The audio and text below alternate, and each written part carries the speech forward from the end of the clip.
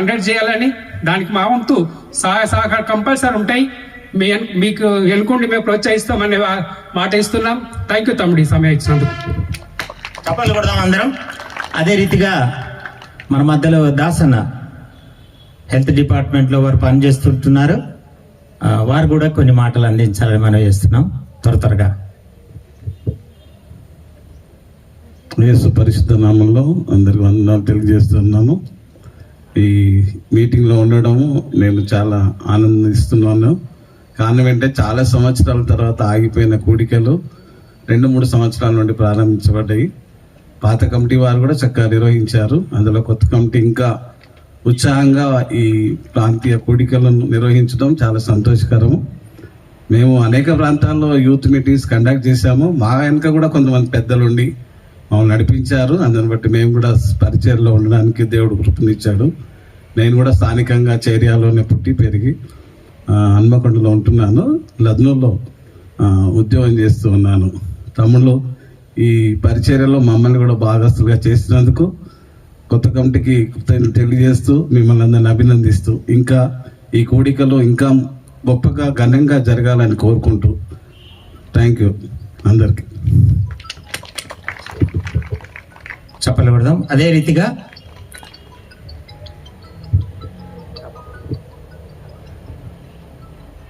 ఈ సమయంలో జీవనన్న బంధువుల ప్రాంతంలో నుంచి మరి హైదరాబాద్ ప్రాంతంలో ఉన్నాడన్న, వారు కూడా కొన్ని మాటలు అందిస్తారు.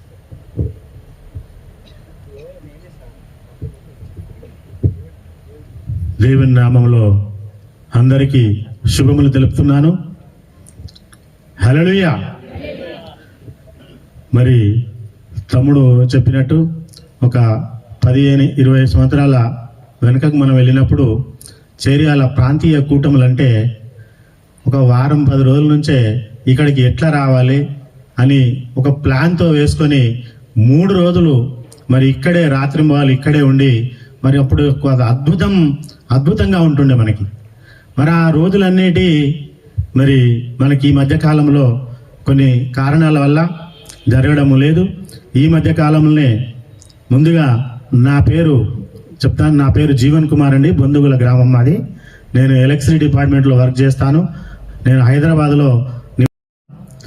మరి ఈ మధ్యకాలంలో ఈ చేర్యాల ప్రాంతం అంతా ఈ విధంగా మరి వెనుకబాటులో నడుస్తుందని మరి క్రిస్టఫర్ అన్న, ప్రభాకరు, దాస్ అన్న, మరి బాబన్న కమిటీ కలిసి నా దగ్గరికి వచ్చి తమ్ముడు ఏం చేద్దాం మరి ఇట్లుందంటే మరి ప్రతి ఊరికి ఒక్కొక్క మీటింగ్ పెట్టి మనము పాత ఈ చేర్యాల ఫీల్డ్లో ఉన్నటువంటి పాత చర్చిలన్నింటినీ ఏకం చేసి మళ్ళీ మనం ప్రాంతీయ కుటుంబాలు పెట్టి దేవుణ్ణి గణపరచాలి, స్తుతించాలని సంకల్పంతో కొన్ని మీటింగ్లు పెట్టడం జరిగింది ఈ మధ్యకాలంలో. మరి చేర్యాల ప్రాంతంలో తమ్ముడు యూత్కి అవకాశం ఇచ్చి మంచి మరి ఒక కొత్త కమిటీని వేసి మీరు ముందుకు నడవండి, మీకు ఎలాంటి సహాయం కావాలన్నా మేము వెనుక ఉంటామని మరి చెప్పడం జరిగింది. అదేవిధంగా వాళ్ళు మిమ్మల్ని అందరినీ ప్రోత్సహించారు. ఇంకొంచెం కష్టపడితే, ఒక నెల రోజుల నుంచి ముందు కష్టపడితే ప్రతి ఊరికి వెళ్ళి మరి ఆ పాస్టర్కి మనం బాధ్యతలు అప్పగిస్తే మరి ఇంకా మనం ఈ 250 మంది కాకుండా మనం 1000 మంది కూడా తీసుకొచ్చి మీటింగ్లు జరుపుతాం. రానున్న రోజుల్లో జరుపుకుందాము. అందరము ఐక్యమత్యంతో ఉండాలని నేను కోరుచున్నా. నేను మీకు ఒక వాక్యము చదివి వినిపిస్తాను. కీర్తనల 118 8వ వచనం ఎవరైనా చదవండి.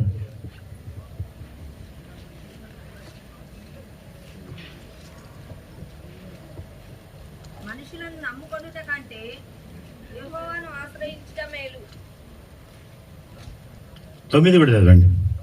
రాజులను నమ్ముకొనుట కంటే యెహోవాను ఆశ్రయించుట మేలు. చూశారండి, ఎప్పుడే కానీ మన మధ్యలో ఎన్నో మరి కల్లెబొల్లి మాటలు చెప్పి మనలో నిర్వీర్యపరుస్తూ ఉంటారు సైతానుడు. మరి అది కాకుండా మనము దేవుని నమ్ముకోవాలి. మనమైతే ఏదైతే రాజకీయ నాయకులు ఉన్నారో వాళ్ళను మనం పరిపాలించుకుంటూ ఇప్పుడున్న పరిస్థితులు మనం అందరం చూస్తూనే ఉన్నాము. మరి మొన్నటిదాకా మరి ఉత్తరాఖండ్లో ఎంత అల్లర్లు జరిగినాయో మనం చూస్తూ ఉన్నాం. వాటిని కాదు, మనము ఈ రాజకీయ నాయకులు కాకుండా మనం అందరము దేవుని వైపు చూసి దేవుని నమ్మినట్లయితే మనకు మన జీవితాల్లో మనకు కావలసిన సంకల్పాలు, మనకు కావాల్సిన ప్రతి అవసరాలను తీరుస్తాడు దేవుడు. మనము బైబిల్లో మరి మన హిజ్కియాను చూసాం. మనం హిజ్కియా ప్రార్థించినప్పుడు మరి దేవుడు అతని కన్నీళ్ళ ప్రార్థన విని మరి తనకు ఎదురుగా వచ్చిన సైన్యాన్ని ఒక దూత ద్వారా మరి సంహరించినట్టుగా కూడా చూస్తూ ఉన్నాం. మరొకసారి అతని జీవితం ముగించింది అన్నప్పుడు మరొకసారి మందిరంలో కన్నీళ్లు విడిచి ప్రార్థించగా ఆ కన్నీళ్ళ ప్రార్థన ఆలకించి హిజ్కియాకు మరి ఒక 15 సంవత్సరాల జీవితకాలం పొడిగించినట్టుగా కూడా మనం చూస్తున్నాం. మిత్రులారా, మనం అందరము గమనించాలి. చూసినట్లయితే మన ఆశయాలు ముందుకెళ్తాం. మన కుటుంబంలో మనకు ఎలాంటి అవసరతలు ఉన్నా, మన పిల్లల భవిష్యత్తు ఏమున్నా కూడా మనము దేవుని వైపు చూసినట్లయితే అన్నీ మీకు సమకూరుస్తాయని మరి నేను ఆశిస్తూ నాకు ఈ అవకాశం ఇచ్చిన మరి కమిటీకి ధన్యవాదాలు చెప్తూ ముగించుకుంటున్నాను. థ్యాంక్ యూ అన్న. అదేవిధంగా మన మధ్యలో మరి ఒట్టిపల్లి ప్రభాకర్ అన్న ఉన్నాడు. వారు కూడా కొన్ని మాటలు అందిస్తారు.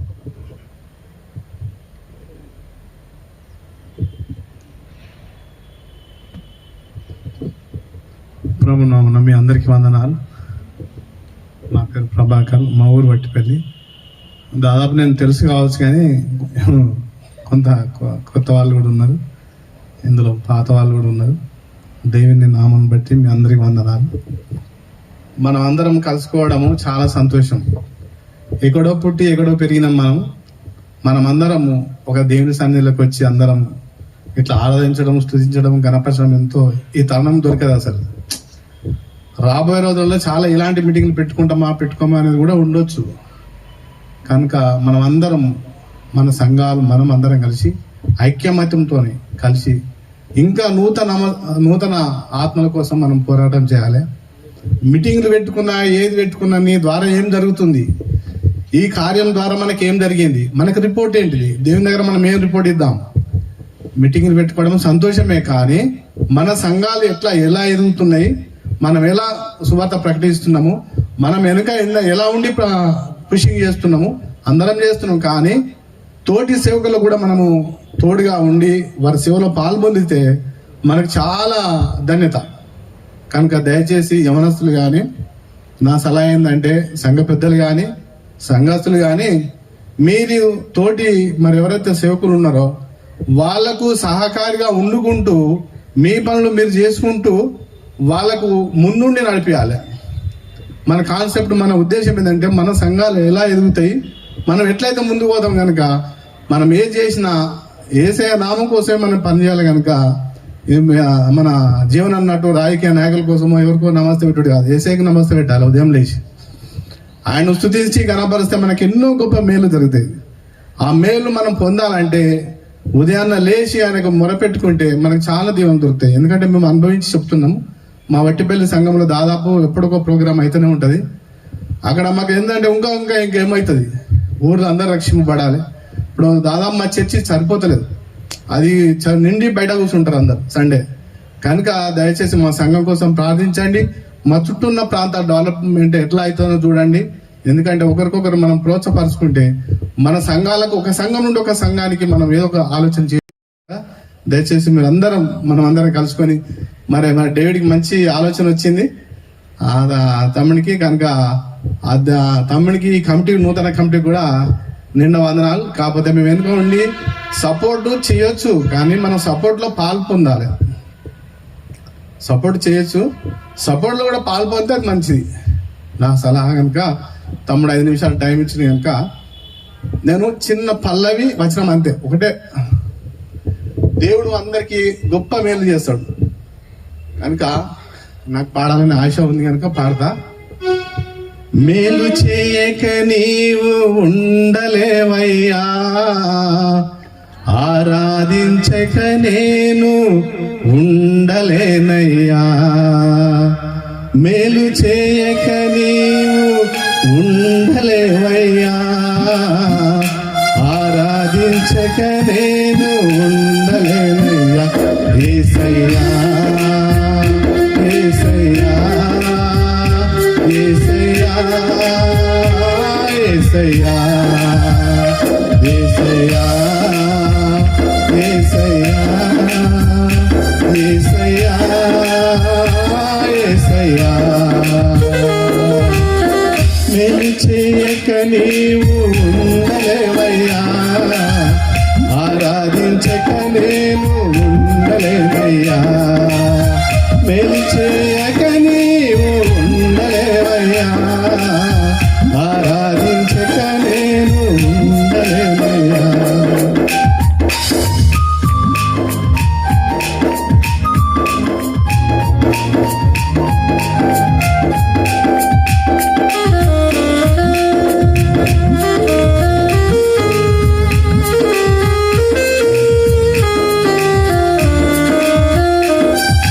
నిన్ను నమ్మినట్లు నేను వేరే ఎవరిని నమ్మాలేదయ్యా నీకు నాకు మధ్య దూరం తొలగించావు వదిలుండలేక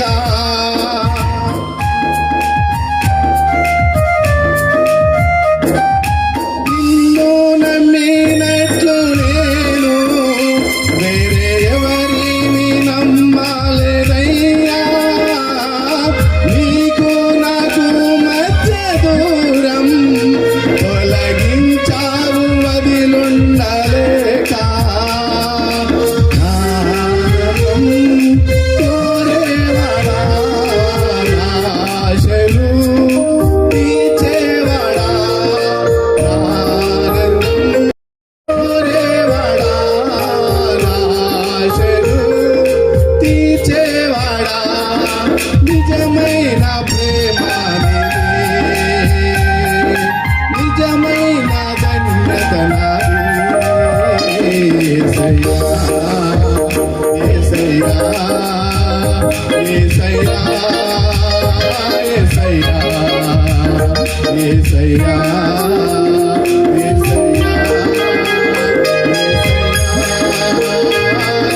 మేలు చేయక నీవు ఉండలేవయ్యా ఆరాధించక నీవు ఉండలేవయ్యా మేలు చేయక నీవు ఉండలేవయ్యా ఆరాధించక నీవు ఉండలేవయ్యా.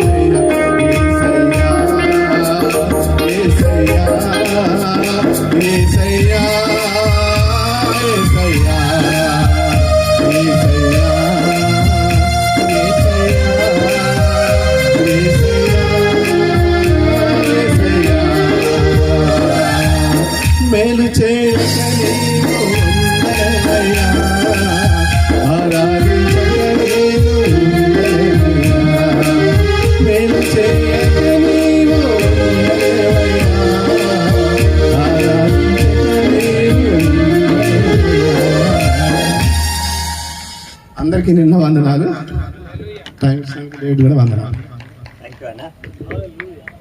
ఈ సమయంలో చిన్నదే బుల్లెట్ ఆ తపంచలు వేసిన పోతుంది, జంత్రీలు వేసిన పోతుంది, 303లో కొట్టిన పోతుంది, మిషన్ గన్లు వేసిన పోతుంది, AK-47 వేసిన పోతుంది.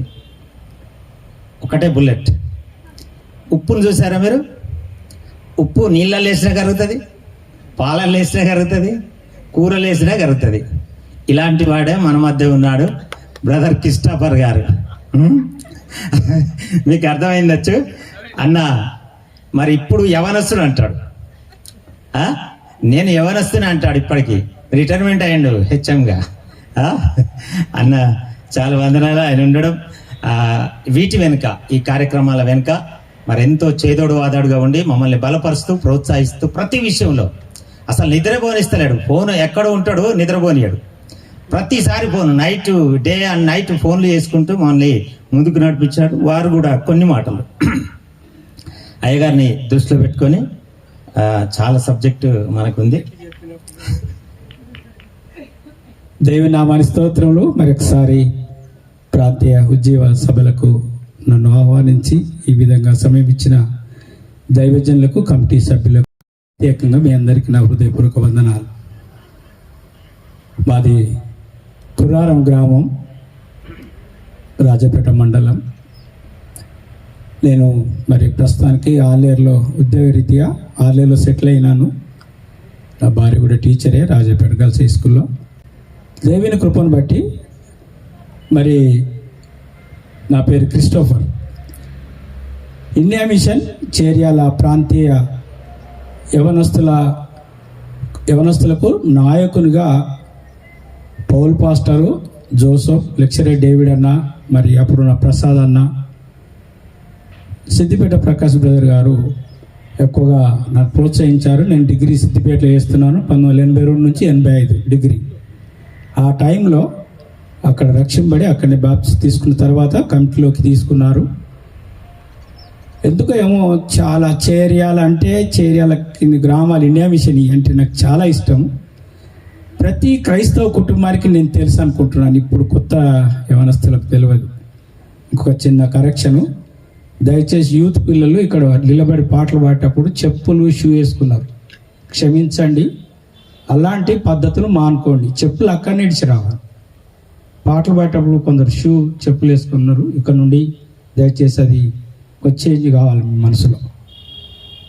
ప్రభు కృపను బట్టి మరి అప్పుడు ప్రెసిడెంట్ జోసఫ్ గారు ఉండేది, నేను సెక్రటరీగా, తమ్ముడు దాసు, పులిబాబు, తమ్ముడు ప్రభాకర్, జీవన్, మరి ఆ విధంగానే ఎంతో పరిచర్య. చాలా గ్రామాల సైకిల్ మీద తిరిగేది. కొన్నిసార్లు మాకు భోజనం దొరకకపో, నందారము, సోలిపురం, ఇక్కడ ఆకునూరు కావచ్చు, అంకిరెడ్డిపల్లి కావచ్చు, వట్టిపల్లి కావచ్చు, అక్కడ పోతే కొలన్పాక, అంటే చేర్యాల కింద అప్పుడు India mission master Israel pastor, Yakob pastor, తర్వాత సోలిపురం బెన్ని పంతులు కానీ, మరి జకరియా పాస్టర్, పౌల్ పాస్టరు, అందరూ పాస్టర్లు అప్పుడు సీనియర్స్. నేను ఒక్కనే చిన్నోని, వాళ్ళతో సైకిల్ మీద తిరిగి సేవలో తిరిగేది. పౌల్ పాస్టర్ పీరియడ్లో అక్కడ నన్ను వాళ్ళతో అంటే ములకనూరు, ముత్తారం ఏరియాలో కూడా కొన్ని ఊర్ల పేర్లు మర్చిపోయాను, ఇచ్చుర్లపల్లి, ఇంకా రకరకాల ఊర్లు ఉండే, అవన్నీ తిరిగినాం. డిగ్రీ చేసుకునేటప్పుడు తిరిగిన, బీఈడీ చేసేటప్పుడు, తర్వాత ఉద్యోగం వచ్చింది, పెళ్ళయింది, పిల్లలు ఇప్పుడు మనమరాళ్ళు కూడా 2. అయినా కానీ వీళ్ళు నన్ను ఇడుస్తలేరు, దేవుని కృప. మొన్న ఈ మీటింగ్ల కొరకు మన కోతిదాసు తమ్ముడు వీళ్ళని తీసుకుపోవడానికి ఆలేరు నుంచి కారు నడుపుకుంటూ ఇక్కడికి వచ్చి ఎక్కించుకొని, చేర్యాల దాసుని ఎక్కించుకొని హైదరాబాద్ తిరిగి మళ్ళీ ఇక్కడ డ్రాప్ చేసుకుంటే నేను ఆలేరుకి వెళ్ళిపోయాను. ఎందుకు ఈ మాట చెప్తున్నానంటే, మీటింగులు దేవుని మహిమార్థమై జరగాలని, నూతన ఆత్మలు రావాలి. ఈ ఉన్న వాళ్ళని బతిలాడవలసి వస్తుంది. ఇంకా చాలా నయం, ఈరోజు ఎక్కువ మంది వచ్చారు. పోయిన సంవత్సరం కంటే అంతకన్నా ముందు కంటే ఆధ్యాత్మికంగా ఉన్నటువంటి భారాన్ని తగ్గుతున్నటువంటి పరిస్థితుల్లో మీరు ఈ మీటింగ్లు పెట్టిన ఈ నూతన కమిటీకి, దైవజనుల, చేర్యాల ఫీల్డ్ బోధకులకు అందరికీ మరొకసారి గట్టిగా చప్పట్లు కొడదాం. Thank you. మనందరికీ చక్కగా, వాస్తవానికి వీళ్ళ దగ్గర డబ్బులు లేవు, ప్రయాసపడుతున్నారు, భారం ఉన్నది, మీటింగ్లు మనలను రప్పియాలి, అన్నీ ఉన్నాయి. కానీ పరిచర్య విషయంలో ఆర్థికంగా అనేక రీతిలుగా ఉందని మరి ఎంతగానో మరి దేవుని పరిచర్యలో మరి ఈ యొక్క బాధ్యత, మనం మీరు ఫీల్డ్ మీదకి వెళితే ఒక్కొక్క సంఘాల్లో ఎలాంటి సమస్యలు ఉన్నాయి, ఎలాంటి సేవకులకు అనారోగ్యం ఉందా, ఆర్థిక బాధలు ఉన్నాయా, వాళ్ళ పిల్లల చదువుల గురించా, అన్నీ అర్థమవుతుంటాయి. మన సంఘం, మనం కొన్నిసార్లు ఆదివారం 1 గంట గుడికి రావడానికి చాలా ప్రయాసపడతాం ఉన్న ఊర్లే. కనుక దేవుని కృపను బట్టి మరి మేము చేస్తున్నప్పుడు సలాక్పురం ప్రకాష్, యేసురత్నం అన్న, తర్వాత కొంతమంది తమ్ముడు దానియల్, దూల్మిట్ట దానియల్, మా యొక్క యవనస్తుల పరిచర్యలో దాదాపు 10-12 మంది ఫుల్ టైం సేవకులుగా తయారయ్యారు. ఇప్పుడు జోసఫ్ కూడా. ఎందుకు ఈ మాట చెప్తున్నానంటే, ఒక్క ఇన్సిడెంట్ చెప్తాం. మేము వట్టిపల్లిలో మీటింగ్ పెట్టాలనుకున్నాం. 3 రోజుల ముందు నుంచి వర్షాలు బాగా వచ్చినాయి. అప్పుడు ఆంధ్ర నుంచి, రాజమండ్రి నుంచి వైబీ అగస్టిన్ స్పీకర్ రావాలి. కొన్ని దేవుడికి చేసిన కార్యాలు ఒకటి చెప్తాను. సిద్దిపేట ప్రకాష్ బ్రదర్ ఇద్దరిని చేశాము. ప్రభాకర్ అందరం కలిసి, పౌల్ పాస్టర్ ఏంటంటే ఇక్కడనే పెట్టండి, వద్దు ఊర్లలో అని అన్నారు. కానీ ఏ వర్షం వచ్చినా సిస్టర్లకు రూములు కొని, తర్వాత వంటగదికి రేకులు, వర్షం వస్తే పొయ్యిల కట్టెలు ముందు తెచ్చి పెట్టడం. ఇక అప్పుడు జయక్క, మేము వీళ్ళందరం వట్టిపల్లి సంఘస్థులు, తమ్ముడు దాస్, అందరం కలిసి ఒక నైట్ అంతా ఏడ్చుకుంటూ ప్రార్థన చేశాం. రైల్వే ట్రాక్ కట్ అయింది, రోడ్లు కట్ అయినాయి, రావడానికి రాజమండ్రి స్పీకర్ రావాలంటే అప్పుడు ఫోన్లు ల్యాండ్ ఫోన్ తప్ప ఏది లేదు. ల్యాండ్ ఫోన్ కూడా చాలా కష్టం ఉండే. అయితే మీటింగ్లలో స్టార్ట్ అయిన మీటింగ్ నుంచి వర్షం బంద్ అయింది, అన్ని రకాల జరిగింది. ఆ మీటింగ్లో 1992 నవంబర్లో నాకు బాగా గుర్తున్నది, 21 మంది బాప్తిసం తీసుకున్నారు. Praise the lord. అంటే మేము ఎవరి మాటలు, ఇప్పుడు తమ్ముడు చదివించిన వాక్యాన్ని బట్టి మనుషులు నమ్ముకోవద్దు, రాజులు నమ్ముకోవద్దు అన్నటువంటి వాక్యాన్ని బట్టి దేవుని మీద ఆధారపడ్డాం. దేవా ఇది నీ కార్యము, నువ్వు ఏం చేస్తావు అన్నప్పుడు అది మరపురాని మా యొక్క. నేను దాదాపు 23 ఏళ్ళు యవనస్తుల లీడర్గా పనిచేసిన సందర్భంలో అది స్పెషల్ ఒక గొప్ప కార్యాలు జరిగినాయి. మనం కూడా కొన్ని ప్రార్థనలు చేసి దేవునికి మహిమ కార్యాలు ఏమి చేస్తున్నాం నా ద్వారా నీ ద్వారా అనేటువంటిది కొన్ని నిరూపించుకుందాం. నాకేందులే చేసేటోళ్ళు చాలా ఉన్నారు, నా పనులు ఉంటాయి, కానీ దేవుడు అద్భుతంగా మమ్మల్ని దీవించాడు, ఉద్యోగాలు ఇచ్చారు చక్కని. మరి అన్ని రకాల కుటుంబాలను కూడా, మా పిల్లల్ని కూడా అన్ని రకాల దీవించడం జరిగింది. పిల్లరా, నేనేం చెప్పేది ఏం లేదు, కానీ మీటింగ్లోకి వస్తుంటే కొంతమంది కొత్త వారిని తీసుకురండి. దైవజనులు ఇక్కడ చక్కని వాక్యం చెప్పి దైవజనులు ఉన్నారు, వారి చేత దేవుడు మాట్లాడతాడు. తీసుకొచ్చే బాధ్యత మీది. సేవకులు చెప్పే వాక్యం విని దేవుడు ఆధ్యాత్మికంగా వారి హృదయాల్లో ఎంత కఠిన హృదయమైన మాంసపు గుండెగా మార్చే దేవుడు మనకున్నాడు. ఒకప్పుడు మనం కూడా కఠినంగా ఉన్నాం, మనం వాక్యం వినలేదు, మనం సేవకుల మాట వినలేదు, లేక మీటింగ్లు అంటే రాలేదు. నిన్నెవరో నన్ను ప్రోత్సహిస్తేనే రాగలిగిన కనుక వీళ్ళారా ఎక్కువ సమయం దైవజనులకు ఇవ్వాలని ఉన్నది కనుక మనం ఇతరులను ప్రోత్సహిస్తాం. మీటింగ్ ఈరోజు రాత్రి కానీ రేపు మొత్తంతా మరి మీటింగ్లు ఉంటే కనుక దయచేసి కొత్త వాళ్ళని ఆహ్వానిస్తాం. మన పరిచర్య ఇంకా వేరే సంఘాలైనా పర్వాలేదు, కానీ దయచేసి ఫోన్ చేసి వస్టర్ట్ చేయండి. మీరు కూడా ఇక్కడ రప్పిస్తే వచ్చిన బిడ్డ లేక నువ్వెవరైతే ఆహ్వానించినావో ఆయన హృదయంలో ఆత్మకార్యం జరగాలని మనం ప్రార్థనలో కూడా పెట్టాలి. కనుక నాకు ఈ సమయం ఇచ్చిన దైవజనులకు మరొకసారి బుల్లెట్ గిల్లెట్ అని చెప్తున్నాడు, కానీ దేవుని బిడ్డలేమి అందరము ఈయన మాటలు వస్తాయి, ఏం చేస్తాము. Thank you. థ్యాంక్ యూ అన్న. ఫోన్లు వస్తున్నాయి.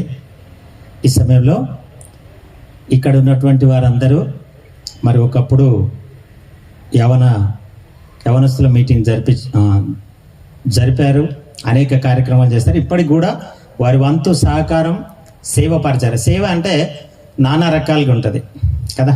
సేవ వాక్యం చెప్తేనే సేవ కాదు, సేవకు సహకరించడం, సేవకుల్ని లేపడం, సేవకుల్ని ఉత్తేజపరచడం, అలాంటి కార్యక్రమాలు. మరి ఈ స్టేజ్ మీద కూర్చున్న వాళ్ళని ఎవరిని మేము ఇడిచిపెట్టాం. ముందున్న రోజుల్లో అన్న ప్రేమతోనే, కోపంతో కాదు, వాడుకుంటాం ఖచ్చితంగా. ఈ ప్రాంతంలో ఉన్నటువంటి మరి దైవజనులు స్వపోషకులు, ఇండియా మిషన్ అంటేనే స్వపోషకులు కాబట్టి ఏ ఇతరేతర సహాయాలు లేవు కాబట్టి మీలాంటి మరి వారి సహకారంతో సేవ పరిచయలో ముందుకు వెళ్ళాలనే ఒక తలంపు, ఒక భారం, ఒక బాధ్యత కలిగి, ఒక గురి కలిగి, ఒక లక్ష్యం కలిగి ముందుకు పోతున్నాం.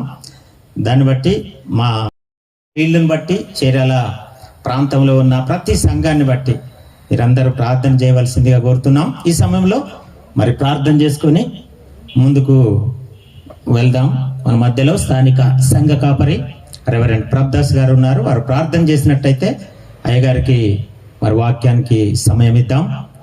ఎందుకంటే క్షమించాలి అయ్యగారు, మీ సమయాన్ని మేము కొంచెం వాడుకున్నాం, దయచేసి క్షమించాలి. ఎందుకంటే మంచి సబ్జెక్టు అయ్యగారు దొరకడమే మన అదృష్టం. చాలా కాన్ఫరెన్స్లు, పాస్టర్స్ కాన్ఫరెన్స్, యూత్ కాన్ఫరెన్స్లో అయ్యగారు చాలా వాడబడతారు. ఆయా ప్రార్థన. దేవుని స్తోత్రాలు. మరి సేవకుని కోసం మధ్యాహ్నం మరి ఉదయకాలం మంచి వాక్యాన్ని ఇచ్చారు. మందిరం అంటే మనం అనుకునే బాహ్య మరి బిల్డింగ్ కాదు, మనమే మందిరం అది. కాబట్టి అది మనం అర్థం చేసుకొని మసులుకుంటే మరి అనేకమైన మందిరాలను కడతాం. అందుకు దేవుని స్తోత్రాలు. ప్రార్థన చేసుకుందాం. పరిశుద్ధుడా, పరలోకమందున్న మా తండ్రి, ఈ పరిశుద్ధ నామానికి మా ప్రభు రక్షకుడైన యేసుక్రీస్తు నామంలో వేలాది స్తుతులు స్తోత్రాలు చెల్లిస్తున్నాం. మీ సేవకుడు మా మధ్యలో నిలబెట్టి సూటిగా మాతో మీరు మాట్లాడుతున్న విధానాన్ని బట్టి వందనాలు. ఇంకా అనేక విషయాలు మరి వినడమే కాదు కానీ యాకోబు రాసిన పత్రిక 1వ అధ్యాయం 20-21 వచనం ప్రకారంగా విన్నదాని ప్రకారంగా మరి ప్రవర్తించేవారుగా నడుచుకునేవారుగా ఈ పరిశుద్ధాత్మ చేత సిద్ధపరచమని మా ప్రభు యేసు నామమున అడుగుచున్నాము తండ్రి. ఆమేన్. ఆమేన్.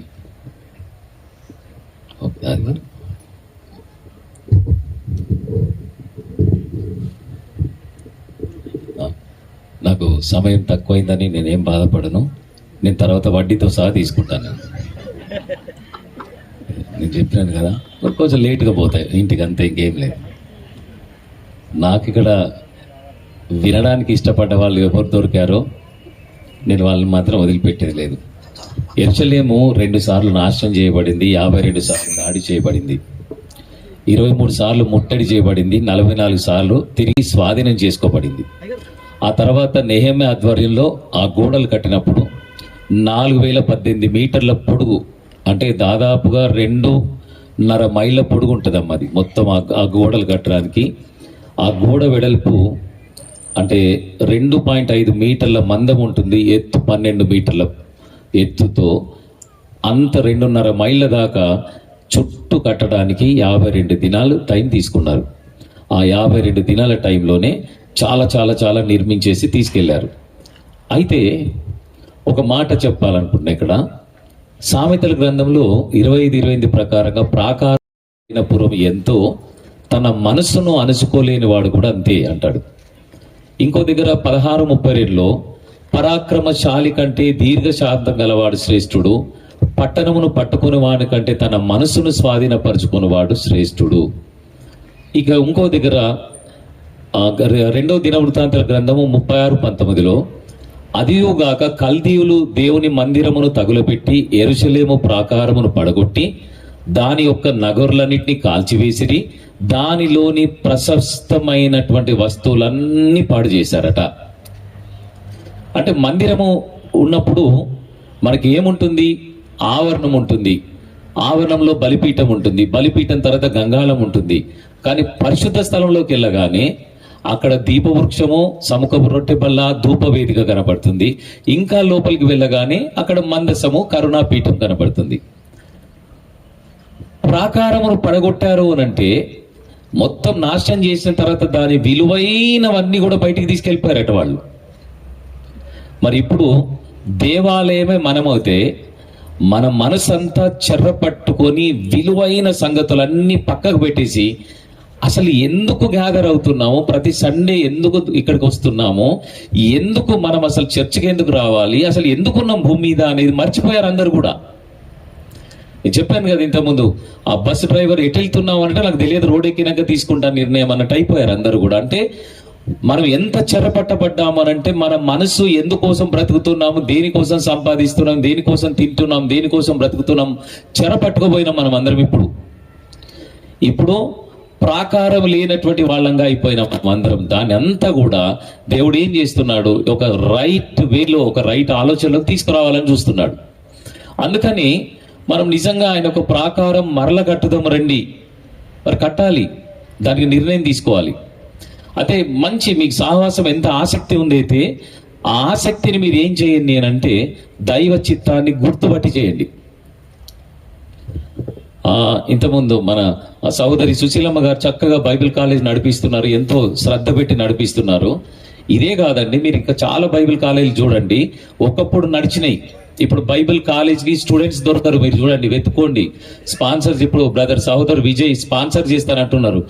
మీరు అట్లా కాదు, ఇంకో 10 మంది మీరు స్పాన్సర్ చేసే వాళ్ళు లేచినా అసలు కాలేజీలో చదువుకునేటోళ్ళని దొరకబట్టని చూద్దాం. మీరు ఇప్పుడు లేదు, బైబిల్ కాలేజెస్లో దొరకడం లేదు జాయిన్ చేసుకోవడానికి. ఒకప్పుడు ప్రార్థనా గోపురాలని కట్టేశారు, ప్రార్థనా గోపురాలని. ఇప్పుడు దినకరన్ గారు, పాల్ దినకరన్ గారు వాళ్ళు పెట్టిందంతా మాది ప్రేయర్ అండి అని చెప్పేసి అని ఆ ప్రేయర్ గోపురాలు సపరేట్ చేసేసారు, బైబిల్ కాలేజ్ సపరేట్ చేసేసారు, అనాథాశ్రమం అని చారిటీ వర్క్ చేసేసారు. అసలు అన్ని సపరేట్ అయినాక సంఘం ఎందుకండిక? దేవుని యొక్క ఎక్స్పెక్టేషన్ ఏంటి తెలుసా?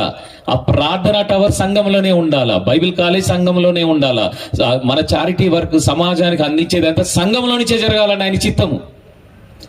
ఇవన్నీ శ్రేష్టమైన అన్ని పక్కకు తీసుకెళ్లి చెరపట్టుకపోయినట్టుగా పట్టుకుపోయిన తర్వాత ఉట్టి సంఘం ఏంటి అంటే పాటలు పాడాలా, ఆరాధన చేయాలా, ఎవరు ఇలాక వాళ్ళు వెళ్ళిపోవాలా. అంటే అరే ఇంత పని ఉందండి మనకు, ఒక టీం వర్క్ ఉంది, మనకు చాలా ఉంది, అందరం కలిసి చేయాల్సిన పని ఉంది. అసలు ఈ పనులన్నీ పక్కకి వెళ్ళిపోయాక అంత చప్పబడిపోయినాయండి సంఘాలన్నీ. ఇప్పుడు అందరు అంటున్నారు మళ్ళీ ఇంకా 1000 మంది రావాలంటే ఇక భవిష్యత్తులో ఇవన్నీ జరగవండి. మీరు గుర్తుపెట్టుకోండి, వానలు వచ్చాను, వరదలు వచ్చానని ప్రభు అన్నాడా లేదా? అంటే వస్తే రావచ్చు అన్నాడా, వచ్చానన్నాడా? మరి వస్తాయని అంత ఖచ్చితంగా అన్నాడు, రాబోతున్నాయని చెప్పాడు, వచ్చాను అని అంత స్పష్టంగా చెప్పాడు. కాబట్టి మరి వస్తే తట్టుకోవడానికి ఏం చేయాలి అంటే బండ మీద కట్టబడినట్టుగా ఆయన మాటలతో కట్టబడండి.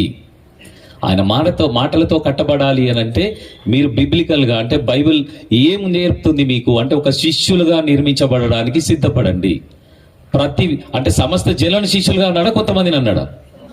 కాబట్టి ఆ సమస్త జనుల్లో నువ్వు ఉన్నావా లేదా? నువ్వు ఉన్నావంటే మీ సంఘములోనే ఇక్కడ మీకు ఏం జరగాలి అంటే వాక్యపు పఠనం, అంటే మీ దేవుడు అనుకున్న నిర్మాణంలో మీరు నిర్మించబడాలి. మీ ద్వారానే ప్రార్థన జరగాలి, మీ ద్వారానే బైబిల్ కాలేజ్ అంటే అక్కడ దేవుని యొక్క పాఠాలన్నీ నేర్చుకోవాలి, మీ ద్వారానే సమాజంలో మీ చుట్టుపక్కల ప్రాంతాల్లో పొదువైన వాటిని అన్నిటినీ కూడా మీరు పూడ్చాలి. సాయంత్రం మీకు పిక్చర్స్తో చూపిస్తాం. మీరు సాయంత్రం మిస్ అయ్యారంటే మీరు అన్ని మిస్ అయినట్టే గుర్తుపెట్టుకోండి. ఒక్కసారి లేట్ అయితే లేట్ కానీ ఇంకేమన్నా కానివ్వండి, కానీ మీరు మాత్రం మ్యాక్సిమం మీరు దాన్ని దృష్టిలో పెట్టుకోండి. నేను ఎక్కడికి వెళ్ళినా ఇదే చివరిసారి అని నేను చెప్తాను, గుర్తుపెట్టుకోండి. నేను దాదాపు కొంతమంది సంఘాలు పిలుస్తుంటారు, అయినా కానీ నేను ఆ నంబర్లు ఇచ్చినప్పటికీ కూడా ఆ నడిపింపు కానీ ఆ పరిస్థితి కానీ వస్తేనే వెళ్తాను. ఎందుకంటే నా టైం అని నా ఆయుష్కాలం సరిపోతలేదు నాకు. అందుకనే దైవజనుల చుట్టూ తిరుగుతున్నాను, దైవజనులకు నేర్పించి ఆ తర్వాత అప్కమింగ్ లీడర్స్ తయారు చేయడానికి యూత్తో మాట్లాడుతున్నాను. అంటే ఆ యూత్ ద్వారా నేర్పించినప్పుడు కొత్త ద్రాక్షారసం వాళ్ళ లోపల పోస్తే చక్కగా ఇముడుతుంది. పాతల లోపల కొత్త ద్రాక్షారసం పోస్తే అది తట్టుకోలేరు. అంటే ఇదేదో మిస్ అవుతున్నది అనుకుంటున్నాం. అట్లా కాదు. ఇప్పుడు ప్రత్యక్ష గుడారం దైవ చిత్తమే, కానీ మోషేకి మాత్రమే ఇచ్చాడు. కానీ ఇప్పుడు మనం వెళ్ళి ప్రత్యక్ష గుడారం కడతారంటే దేవుడు అప్రిషియేట్ చేస్తాడా? చేయడు. మరి సొలొమోను మందిరం కట్టడానికి సొలొమోనుకి అవకాశం ఇచ్చాడు, ఈవెన్ దావీదు కూడా ఇవ్వలేదు.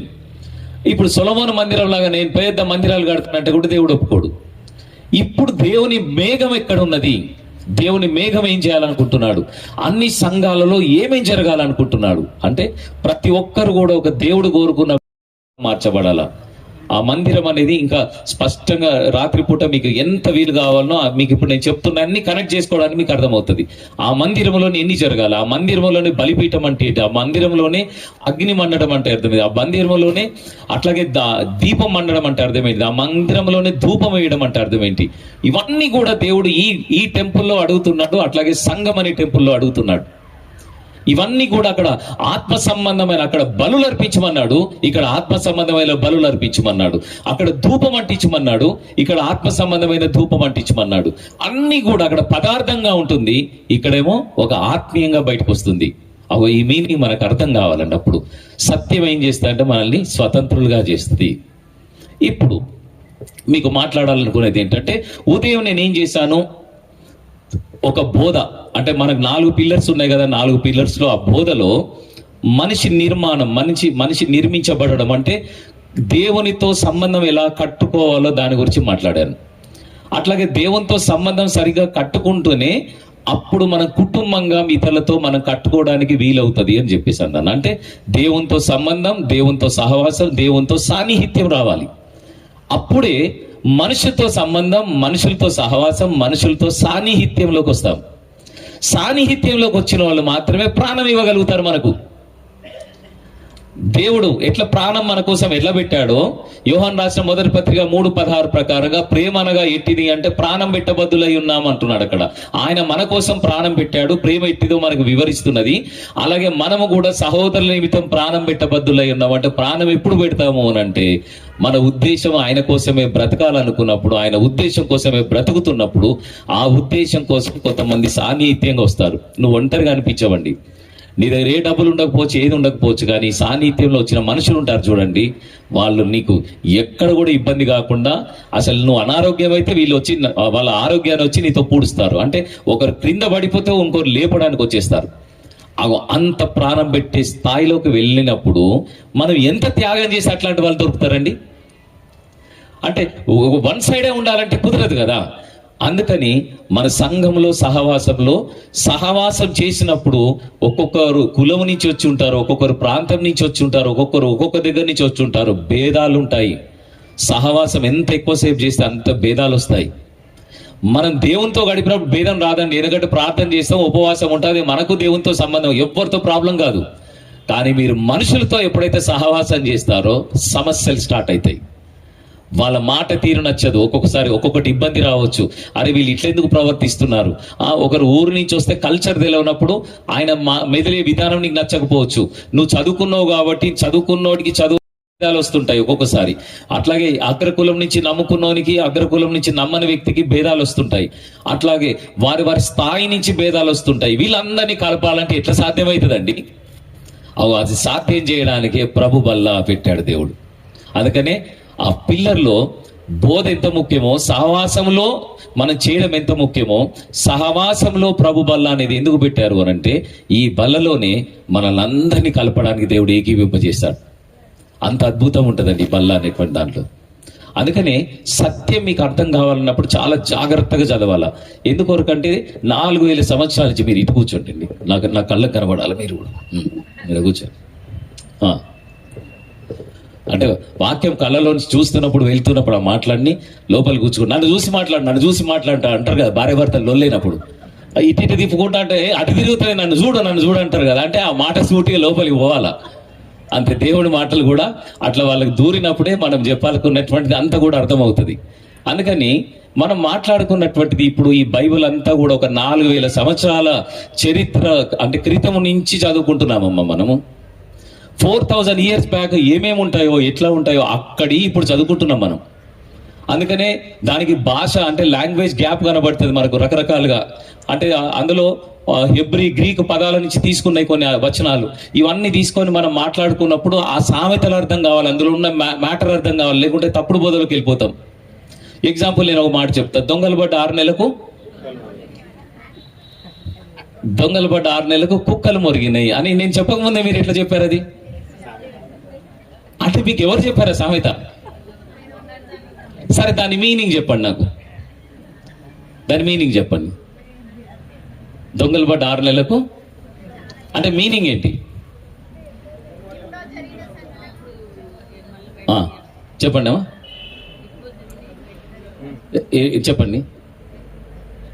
చెప్పండి ఏదో చెప్పారు. అందుకే కొంచెం దగ్గర కూర్చోండి అన్నాను కారణం అదే. మీరు మొత్తం అసలు దుష్టునికి దూరంగా ఉండవాలని అన్నట్టు అంత దూరంగా కూర్చున్నారు మీరు. ఆ దొంగలు పడ్డ 6 నెలలకు కుక్కలు మొరిగినంటే మీనింగ్ ఏంటమ్మా?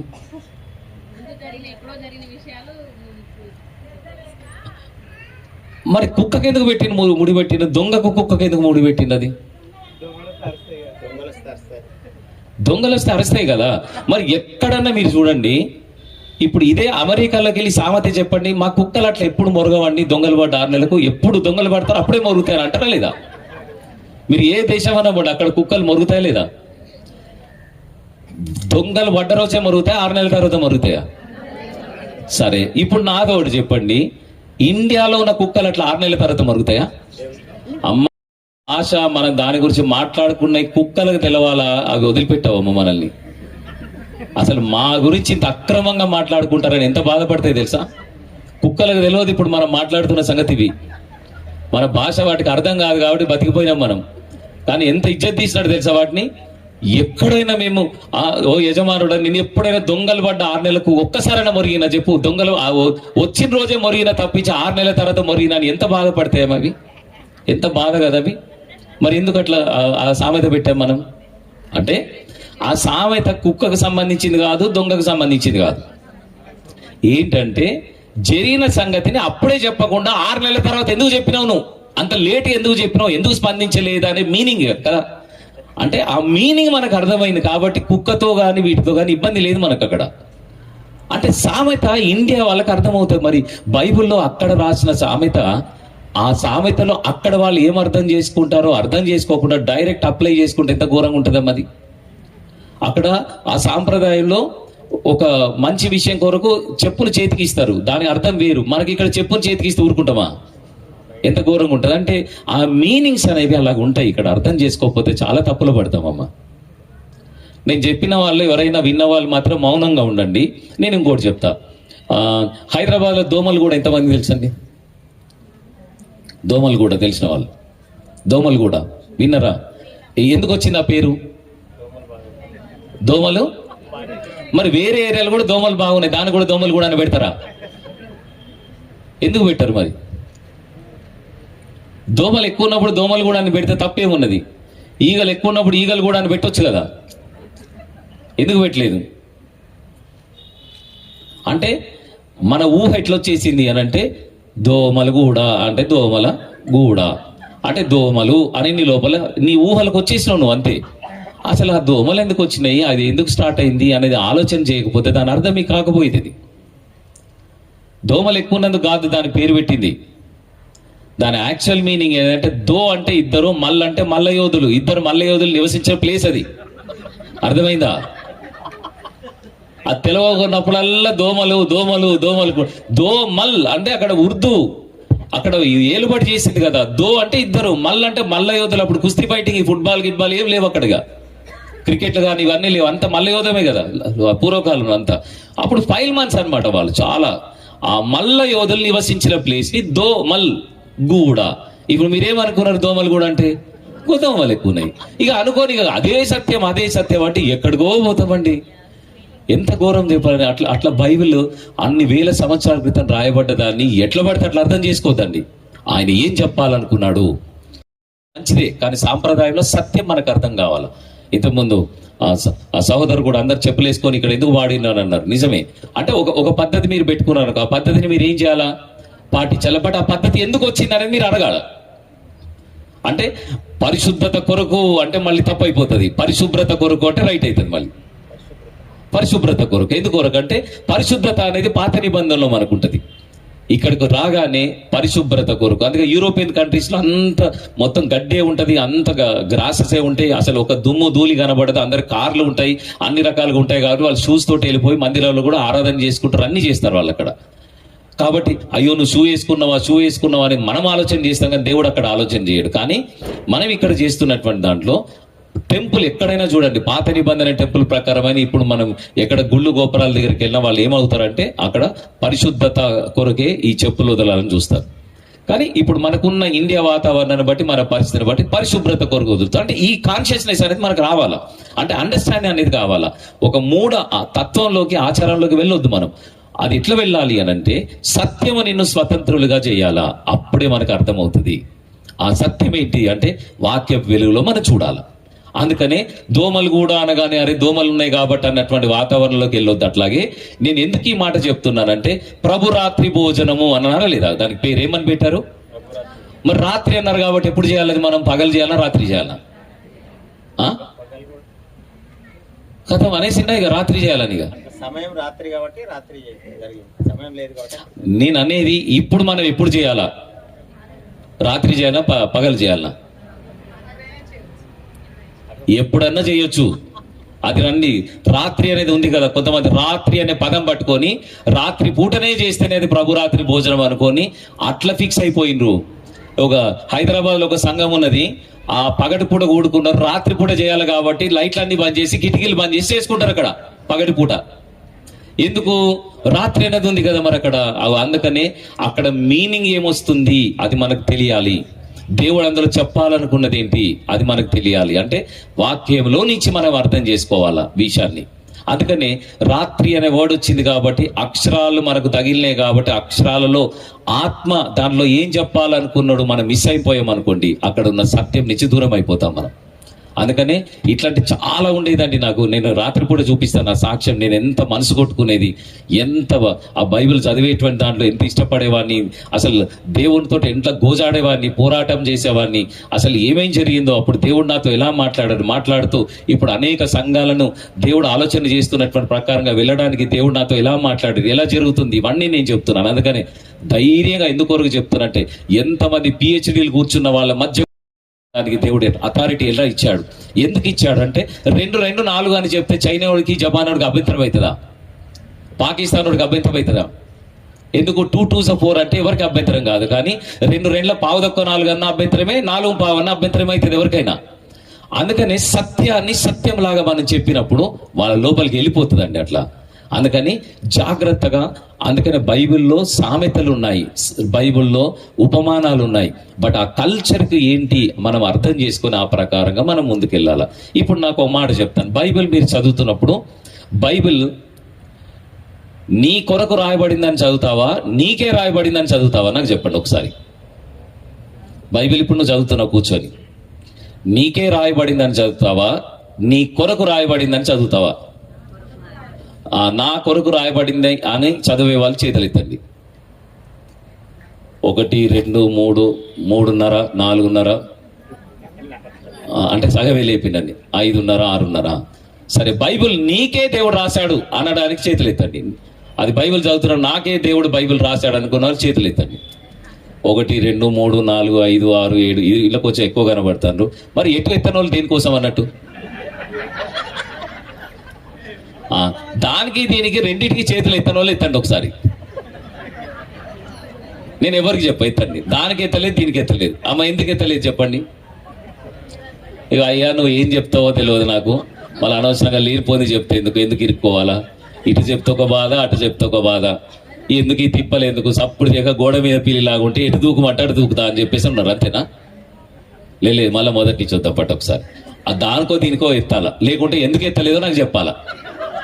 ఈ రెండిట్లో నేను మైక్ పట్టుకొని వస్తా, నేను ఖచ్చితంగా వస్తా. మీరు ఎత్తలేదంటే ఫోటో కూడా తీసుకుంటాను. నేను ఇక తీసుకుంటే లాభం లేదు, ఎందుకంటే ఇడిచిపెట్టేది లేదు ఇక మిమ్మల్ని. మీకు దేవుడిని నేను నేర్పించి వెళ్ళాల్సిందే. ఇప్పుడు నా కొరకు రాశాడు అనుకున్న వారు చేతులు ఎత్తండి. నా కొరకు రాశారు, నా కొరకు దేవుడు నాకే రాశాడు అనుకున్న వారు చేతులు ఎత్తండి. దేవుడు చదువుతున్నప్పుడు బైబిల్ ఓకే. ఎటు ఎత్తని వాళ్ళు చేతులు ఎత్తండి. దానికి దీనికి ఎత్తని వాళ్ళు, దానికి దీనికి. నేను చెప్పేది మీకు అర్థం కావాలా. ఒకసారి పూనాలో ఒక దైవజనుడు ఎంత గట్టిగా అంటే అజిత్ కుమార్ గారు కేరళలో ఉంటారు, ఆయన వాక్యం చెప్పడానికి వెళ్తే గర్భసంచికి పుండున్న వాళ్ళందరూ చేతులు ఎత్తాడంటే పురుషులందరూ కూడా ఎత్తిండట. అంటే ప్రార్థన చేస్తారు అనేది మాత్రమే విన్నాడు, దేనికోసం ప్రార్థన చేస్తాడు అనేది ఇంటలేరు. పురుషులకు గర్భసంచి ఉంటుందా చెప్పండి అమ్మా? అంటే ఆయన ప్రార్థన అన్నాడు కదా, ఏమో ఆ ప్రార్థన నాకు కూడా వస్తుంది కావచ్చు అని. అంటే దేనికోసం చేస్తాడు ఈయన దమనం కదా. ఇప్పుడు నా కొరకు రాశాడు, నాకే రాశాడు, రెండు దగ్గరగా ఉన్నట్టున్నాయి కదా కదా. కానీ కాదు, కొరింథీయులకు రాసిన పత్రిక కొరింథీయులకు రాశాడా, నీకు రాశాడా? కొరింథీయులకే. గలతీయులకు రాసిన పత్రిక గలతీయులగా, నీకా? అందుకని గలతీయులకు ఎందుకు రాశాడో నీకు అర్థం కావాలా ఫస్ట్. కొరింథీయులకు ఎందుకు రాశాడో అర్థం కావాలా, ఆ తర్వాత నీకు అప్లై చేసుకోవాలా. కానీ నీకే రాస్తే నీ పేరే పెట్టి రాస్తాడు, నీ లాంగ్వేజ్లోనే రాస్తాడు ఉత్తరం కదా. నీ లాంగ్వేజ్ లో రాయలేదు, నీకు రాయలేదు ఆయన, వాళ్ళకు రాశాడు. బట్ అది నీ కొరకు ఉపయోగపడుతుంది ఆ బైబిల్. వాళ్ళకి ఎందుకు రాశాడో నువ్వు అర్థం చేసుకుంటే అప్పుడు నువ్వు అప్లై చేసుకునే దగ్గర నాకెందుకు రాశాడు అనే సంగతి నీకు అర్థమవుతుంది. ఫస్ట్ వాళ్ళకి ఎందుకు రాశాడో అర్థం కాకపోతే నీకెందుకు రాశాడో నీకు ఎన్నటికి అర్థం కాదు. ఇక లేనిపోని అన్ని అర్థం చేసుకొని ఇప్పుడు దాదాపు 33,000 డినామినేషన్స్ ఉన్నాయి తెలుసా బైబిల్ మన పరిశుద్ధ గ్రంథాన్ని. ఒకే గ్రంథం చదువుతున్నాము, కాకపోతే 30,000 కంటే ఎక్కువ డినామినేషన్స్ ఉన్నాయి. ఎందుకు? దేవుడు ఒక్కడే నమ్ముతున్నాము, మనకు ఒకటే బైబిల్ అని నమ్ముతున్నాం. బట్ అండర్స్టాండింగ్ లోపం అక్కడ. ఇగో ఇన్ని తిప్పలు ఉన్నాయమ్మా. అందుకని ఇంకోటి, కుక్క కాటుకు ఏంటిది చెప్పు అంటే ఎవరిని? కరిచినోని కొట్టాలా, కుక్కని కొట్టాలా?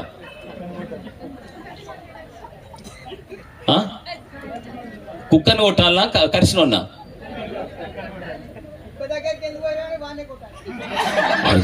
చూడండి అర్థం. అంటే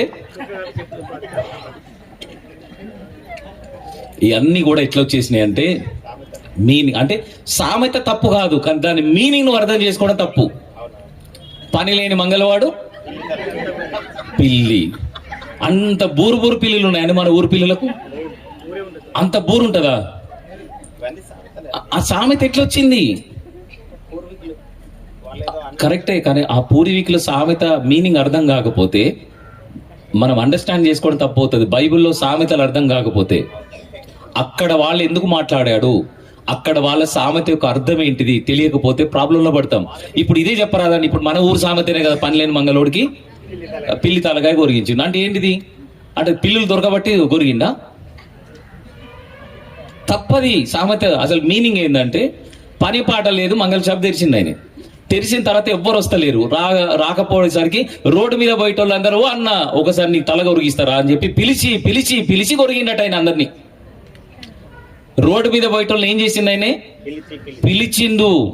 రోడ్డు మీద ఉన్న వాళ్ళందరినీ పిలిచి వాళ్ళకు తలకాయ కొరికి పంపించిందట. మనం ఆ పిలిచి పిలిచి అనేది చీ అనేది ఎక్కడ ఎగిరిపోయిందో పిలి పిలి అనేది వచ్చేసి ఉత్తలి ఎందుకుంటుందని లీ కింద లావత్తు పెట్టేసారు, పిల్లి అని పెట్టిండు. మీరు అసలు మీనింగ్లోకి వెళ్ళండి, అక్కడికి వెళ్తే అసలు ఇవి కావు. ఇవి ఇట్లా చాలా చాలా అర్థాలు మారిపోయినాయి మనందరికీ కూడా. ఇప్పుడు మీరు ఎక్కడ ఆగిపోయినా నాకు అర్థమైంది. ఏది కుక్క కాటుకు చెప్పు దేవా చెప్తలేమైంది అని చెప్పి చూస్తున్నారు, అక్కడ ఆగింది. ఇప్పుడు అది చెప్పకపోతే మీరు నా వాక్యమే వినరు, నాకు కూడా తెలుసు అది ఎందుకు అన్నాడు. అది కుక్క కాటుకు చేప దుబ్బ అంటే అప్పుడు మందులు లేవు కాబట్టి ఆ నీళ్ళ దగ్గర నాచు బాగా దగ్గరగా ఉండేటువంటి ఒక నాచు ఉంటది. అక్కడ చేపలన్నీ గుడ్లు పెడతాయి. అక్కడ ఆ చేప దుబ్బని తీసుకెళ్ళి కరిసిన దగ్గర పెడతారు. కుక్క కాటుకు ఏం పెట్టేటోళ్ళప్పుడు చేప దుబ్బ. ఆ చేప దుబ్బను అక్కడి నుంచి ఆ నాచులాగా ఉండేది ఆ దుబ్బని తెచ్చి పెడతారు. ఆ పెట్టేదానికి ఎక్కడికి వచ్చింది? చెప్పు దెబ్బ దగ్గరకు వచ్చింది. ఎంత మీనింగ్ మారిపోయిందమ్మా, ఎంత మీనింగ్. ఆఫ్టర్ ఆల్ ఈ 100 సంవత్సరాల్లోనే మారిపోయినప్పుడు 1000 సంవత్సరాల చరిత్రను అర్థం చేసుకోవాలంటే ఎంత జాగ్రత్తగా అర్థం చేసుకోవాలో మనం బైబిల్ని. అందుకనే ఆ ప్రభు బలలో మనం ఆలోచన చేస్తున్నప్పుడు ఏంటి అనంటే ఈ ప్రభు బల యొక్క ముఖ్య ఉద్దేశం ఏంటి అనంటే సహవాసంలో ప్రాబ్లమ్స్ వస్తాయి, మనకు చాలా సమస్యలు వస్తాయి. కానీ ఈ ప్రభు బల్ల మనల్ని కలుపుతుంది. ఆ కలిపే విధానంలో ఆ ప్రాముఖ్యమైనది ఏంటి అనంటే మనకు చెప్తున్నటువంటి రచన శైలి కానీ ఇవన్నీ మనం అర్థం చేసుకోవాలి. ఒక్కొక్కసారి మనం చూస్తున్నప్పుడు సాహిత్యపరమైనవి రచనా శైలిని కూడా అర్థం చేసుకొని ఆలోచన చేసుకోవాలి. ఇంకో దగ్గర మనము చూస్తున్నప్పుడు అలంకార భాష, మన బైబిల్ అలంకార భాష ఉంటుంది. ఒక్క అలంకార భాషలోనే ఎన్ని రకాలు ఉన్నాయి తెలుసా? సిమిలి అని అంటారంటే పరోక్షంగా పోల్చడము. అంటే ఎగ్జాంపుల్, ఆయన తల వెంట్రుకలు ఉన్నిని పోలినవై ఉన్నాయి అనగానే సిమిలి అంటారు. అంటే ఉన్నిని పోలి ఉన్నాయి అంటే ఉన్నిలాగా పోలి ఉంది అంటే అక్కడ ఎట్లాగా చెప్తున్నారు దాని అర్థము? ఏ బి లాగా ఉంది అని చెప్తున్నట్టే ఉన్నది అక్కడ చూపించినట్టుగా. ఇంకోటి దుప్పి నీటి వాగల కొరకు ఆశపడునట్లు దేవా అంటే దుప్పి ఆశపడునట్లు నేను కూడా ఆశపడుతున్నాను అని చెప్పినట్టుగా ఉంటది. తర్వాత మెటాఫోర్ లాంగ్వేజ్, మెటానోమీ లాంగ్వేజ్ అంటే వస్తువులలో అలంకారము. నీ సింహాసనము అనగానే అక్కడ సింహాసనం అంటే ఉట్టి సింగిల్ కుర్చీ కాదు, అక్కడ రాజ్యము అని అర్థము. అట్లా తాళం చేతులు అంటే అధికారము అని అర్థం. అట్లాగూ మనం ఒక్కొక్క మీనింగ్ లో జూమార్ఫిజం, యాంథ్రోపోమిజం అని చాలా ఉంటాయి. దాంట్లో ప్రాముఖ్యమైన చెప్తున్నాను ఏంటి అని అంటే అక్కడ సిమిలి అనేది ఎట్లా ఉందో ఏ బి లాగా ఉంది అని ఎట్లా చెప్పారో ఇక మెటాఫోర్ అనేటువంటి ఒక మీనింగ్ అనమాట. అలంకార భాషలో A=B అని చెప్తారు. అక్కడ A=B అంటే ఎట్లా చెప్తారంటే ఏ వేరు బి వేరే కానీ ఈక్వల్ గా చెప్తారు. ఎగ్జాంపుల్, జీవాహారము లాగా నేను ఉన్నాను అనలేదు అక్కడ, జీవాహారమును నేనే అన్నాడు. అక్కడ నేనే అన్నాడు అంటే మెటాఫోర్ లాంగ్వేజ్ అంటారు. పరలోకం నుంచి దిగి వచ్చిన ఆహారము నేనే అంటాడు. అక్కడ నేనే అంటే ఆయన పరలోకం నుంచి ఒక ఆహారం లాగా వచ్చినట్టు కాదు అక్కడ అర్థం. అంటే నేను లోకమునకు వెలుగై ఉన్నాను అనగానే ఒక బల్బు కాదైనా అక్కడ నేను లోకమునకు అంటే నేను లోకమునకు వెలుగు అనట్లేదు, నేనే లోకమునకు వెలుగై ఉన్నాడా లేదా? వెలుగులాగా ఉన్నాడంటే మనం అండర్స్టాండ్ చేసుకోవచ్చు. కానీ ఇక్కడ మెటాఫోర్ లాంగ్వేజ్ లో నేను లోకమునకు వెలుగై నేనే అని చెప్పేసి అంటున్నాడు. అక్కడ గొర్రెలు పోవు ద్వారమును నేనే, నేను గొర్రెలకు మంచి కాపరిని, పునరుత్థానమును జీవమును నేనే మార్గమును సత్యమును, నేను నిజమైన ద్రాక్షావల్లిని. అంటే ఆయన ద్రాక్ష చెట్టు అయిపోతాడా?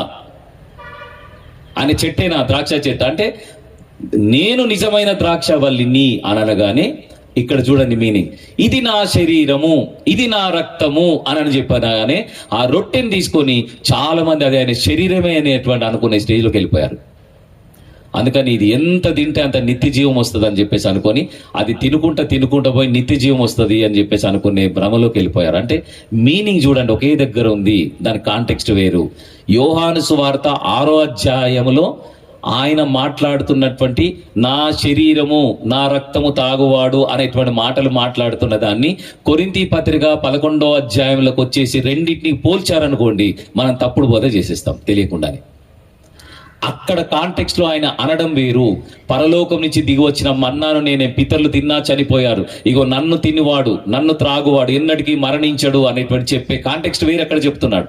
కానీ దాన్ని అర్థం చేసుకున్నప్పుడు అరే ఈయన తింటే నేను ఎప్పటికి కూడా ఒక నిత్య జీవం వచ్చేస్తుంది, ఈ ప్రభు బల్లను ఆయన శరీరమును రక్తమును తాగితే నిత్య జీవం వచ్చేస్తుంది అని అంటే, నిత్య జీవం ఎలా వస్తుంది? అద్వితీయ సత్యదేవుడు అయిన నిన్నును నువ్వు పంపిన కుమారుని నమ్మితే ఏమొస్తుంది అన్నాడు? నిత్య జీవం వచ్చేస్తుంది అన్నాడు. ఆయన నమ్మితే నీకు నిత్య జీవం వచ్చేసింది అన్నాడు.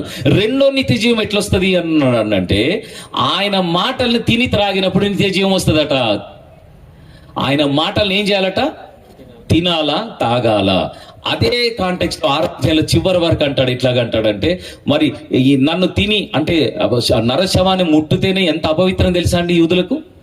చాలా తప్పు అక్కడ నరశవాన్ని ముట్టడం అనగానే. అందుకని మనం మంచి సమరయుని కథలో చూస్తాం, చూడగానే దొంగలు రక్తసిక్తమై కట్టబడినప్పుడు ఎవరెవరు వెళ్ళిపోతారు చూసి చూడనట్టు. ఫస్ట్ ఎవరు వస్తాడు? యాజకుడు వస్తాడు. వచ్చి చూసిన తర్వాత మెల్లగా వెళ్ళిపోతారు. తర్వాత ఎవరు వస్తారు? లేవుడు వచ్చారు. ఆయన కూడా వచ్చి చూసి వెళ్ళిపోతారు. కానీ సమయుడు వచ్చి ఏం చేస్తున్నాడు? ఆ పని చేస్తాడు. అక్కడ వాళ్ళకి కావాల్సినటువంటి సఫర్యలన్నీ చేస్తాడు. మరి యాజకుడు ఎందుకు అట్లా మిస్ అయ్యాడంటే, ఆ రక్తాన్ని ముడితే మళ్ళీ ఆయన ఎన్ని రోజులు ఉండాలా? 7 రోజులు పాలెం వెలుపల ఉండాలి. ఆయన 7 రోజులు ఉండాలా శుద్ధీకరణ జరిగే వరకు. రక్తాన్ని ముట్టి మళ్ళీ దేవాలయానికి పోవడానికి వీల్లేదు, ముట్టుడు ఉంటుంది వాళ్ళకు. మరి ఇన్ని ఇబ్బందులు ఉన్నప్పుడు ముట్టుకుంటారండి ఎవరికైనా? కానీ వాటన్నిటిని అధిగమించి నేను కోరుకుంటున్నది ఇదే, ఆ దేవాలయం గురించి కాదు, ఈ దేవాలయం ఈ క్రియల గురించి అని అక్కడ నీ పొరుగువాడు ఎవరంటే ఆ స్టోరీ అంతా చెప్పేశారు. మనకు అది అర్థం కాక మనం ఏం చేస్తామంటే మొత్తం పూర్తిగా ఉపమానంలోకి అందులోంచి బోధ తీసుకువెళ్తున్నప్పుడు అట్లాగే వెళ్ళిపోతాం మనం. అంటే మన మీనింగ్ ఒకటి విషయం అర్థం కావాలా. ఎగ్జాంపుల్ చెప్తా మీకు. జక్కయ్య యేసును చూడాలంటే ఏమెక్కాడు? ఆయన ఏ చెట్టు ఎక్కాడు? చింత చెట్టు ఎక్కాడా? మామిడి చెట్టు ఎక్కాడా? జామ చెట్టు ఎక్కాడా? ఏ చెట్టు ఎక్కాడు? మేడి చెట్టు ఎక్కాడు. గట్టిగా అందరూ చప్పట్లు కొట్టండి అనగానే చప్పట్లు కొట్టేస్తారు అందరు. అంటే ఇప్పుడు యేసయ్య కనబడాలంటే మీరు ఏ చెట్టు ఎక్కాలా? మేడి చెట్టు ఎక్కాలా? అంటే యేసయ్య కనబడతాడా మేడి చెట్టు ఎక్కితే? అంటే చూస్తే బోధించినప్పుడు మంచిగా ఉందా లేదా చూడడానికి? అంటే అందరి ఇళ్లలో మేడి చెట్టు పెట్టుకుందాం, అది ఎక్కి చూసి దేవుడి సన్నిధిలో ప్రార్థన చేస్తే యేసయ్య దొరుకుతాడనట. అంటే తెలియకుండానే మనం మీనింగ్ అట్లా మాట్లాడుతున్నప్పుడు అందులోకి వెళ్ళిపోతామమ్మా. అక్కడికి వెళ్ళొద్దు అట్లా. అందుకనే జక్కయ్య ఆయన కనబడడానికి కారణం మేడి చెట్టు ఎక్కినందుకు కాదు, అక్కడ ఏ చెట్టు ఎక్కినా కనబడేవాడు. కానీ అక్కడ మేడి చెట్టు ముఖ్యం కాదు. అందుకే ఒకటి ఇట్లాగే ఆ స్కూల్ సిలబస్ లో వాడు ఏం చేశాడంటే ఆవు గురించి నేర్చుకున్నాడు. బాగా నేర్చుకొని స్కూల్కి పోయిండు. కానీ ఎగ్జామ్లో ఏమొచ్చింది? మామిడి చెట్టు గురించి అడిగిండు, చింత చెట్టు గురించి అడిగిండు. చింత చెట్టు గురించి నేర్చుకోలేదు. అప్పుడు చింత చెట్టు గురించి వాడికి రాదు కాబట్టి ఏం చేసిన వాడు? మంచిగా కూర్చొని ఆ చింత చెట్టు అనగా కాండం ఇలాగుండను, దానికి చిగురు ఇట్లా వచ్చును, చింతకాయలు అని కొంచెం తెలిసినంత వాడికి రాసి దానికి ఒక ఆవును కట్టేసింది. ఇప్పుడు ఆవు 4 కాళ్ళు ఉంటాయి, దానికి కొమ్ములు ఉంటాయి, ఇవి ఉంటాయి, ఆవు పాలిస్తాను, ఆవు చరిత్ర అంతా రాస్తాడు వాడికి వచ్చింది ఏది? ఆవు గురించే. ట్రైన్ గురించి రాయమన్నాడు. ట్రైన్ గురించి రాయమంటే ఆ ట్రైన్ ఇట్లా వెళ్ళును, ట్రైన్లో నేను కిటికీ దగ్గర కూర్చున్నాను, అప్పుడు కిటికీలో నుంచి చూస్తుంటే అక్కడ పక్కన ఆవు కట్టేసి ఉన్నదని ఆవు గురించే రాస్తాను. వాడు మొత్తం ఆవు గురించే రాయడానికి సిద్ధపడ్డాడు. ఎట్టి పరిస్థితుల్లో ఇక మిస్ కాదలుచుకోలేదు. మీకు అట్లాగే అర్థం కావాలంటే కొంచెం ఒక మీనింగ్ తెలియాలంటే ఒకటి చెప్తాను. ఒకరికి బాగా ఏం పిచ్చి ఉన్నది అంటే వాడికి పెళ్లి చేసుకోవాలనేటువంటి పిచ్చిలో నుంచి వాడు బయటపడతలేడు.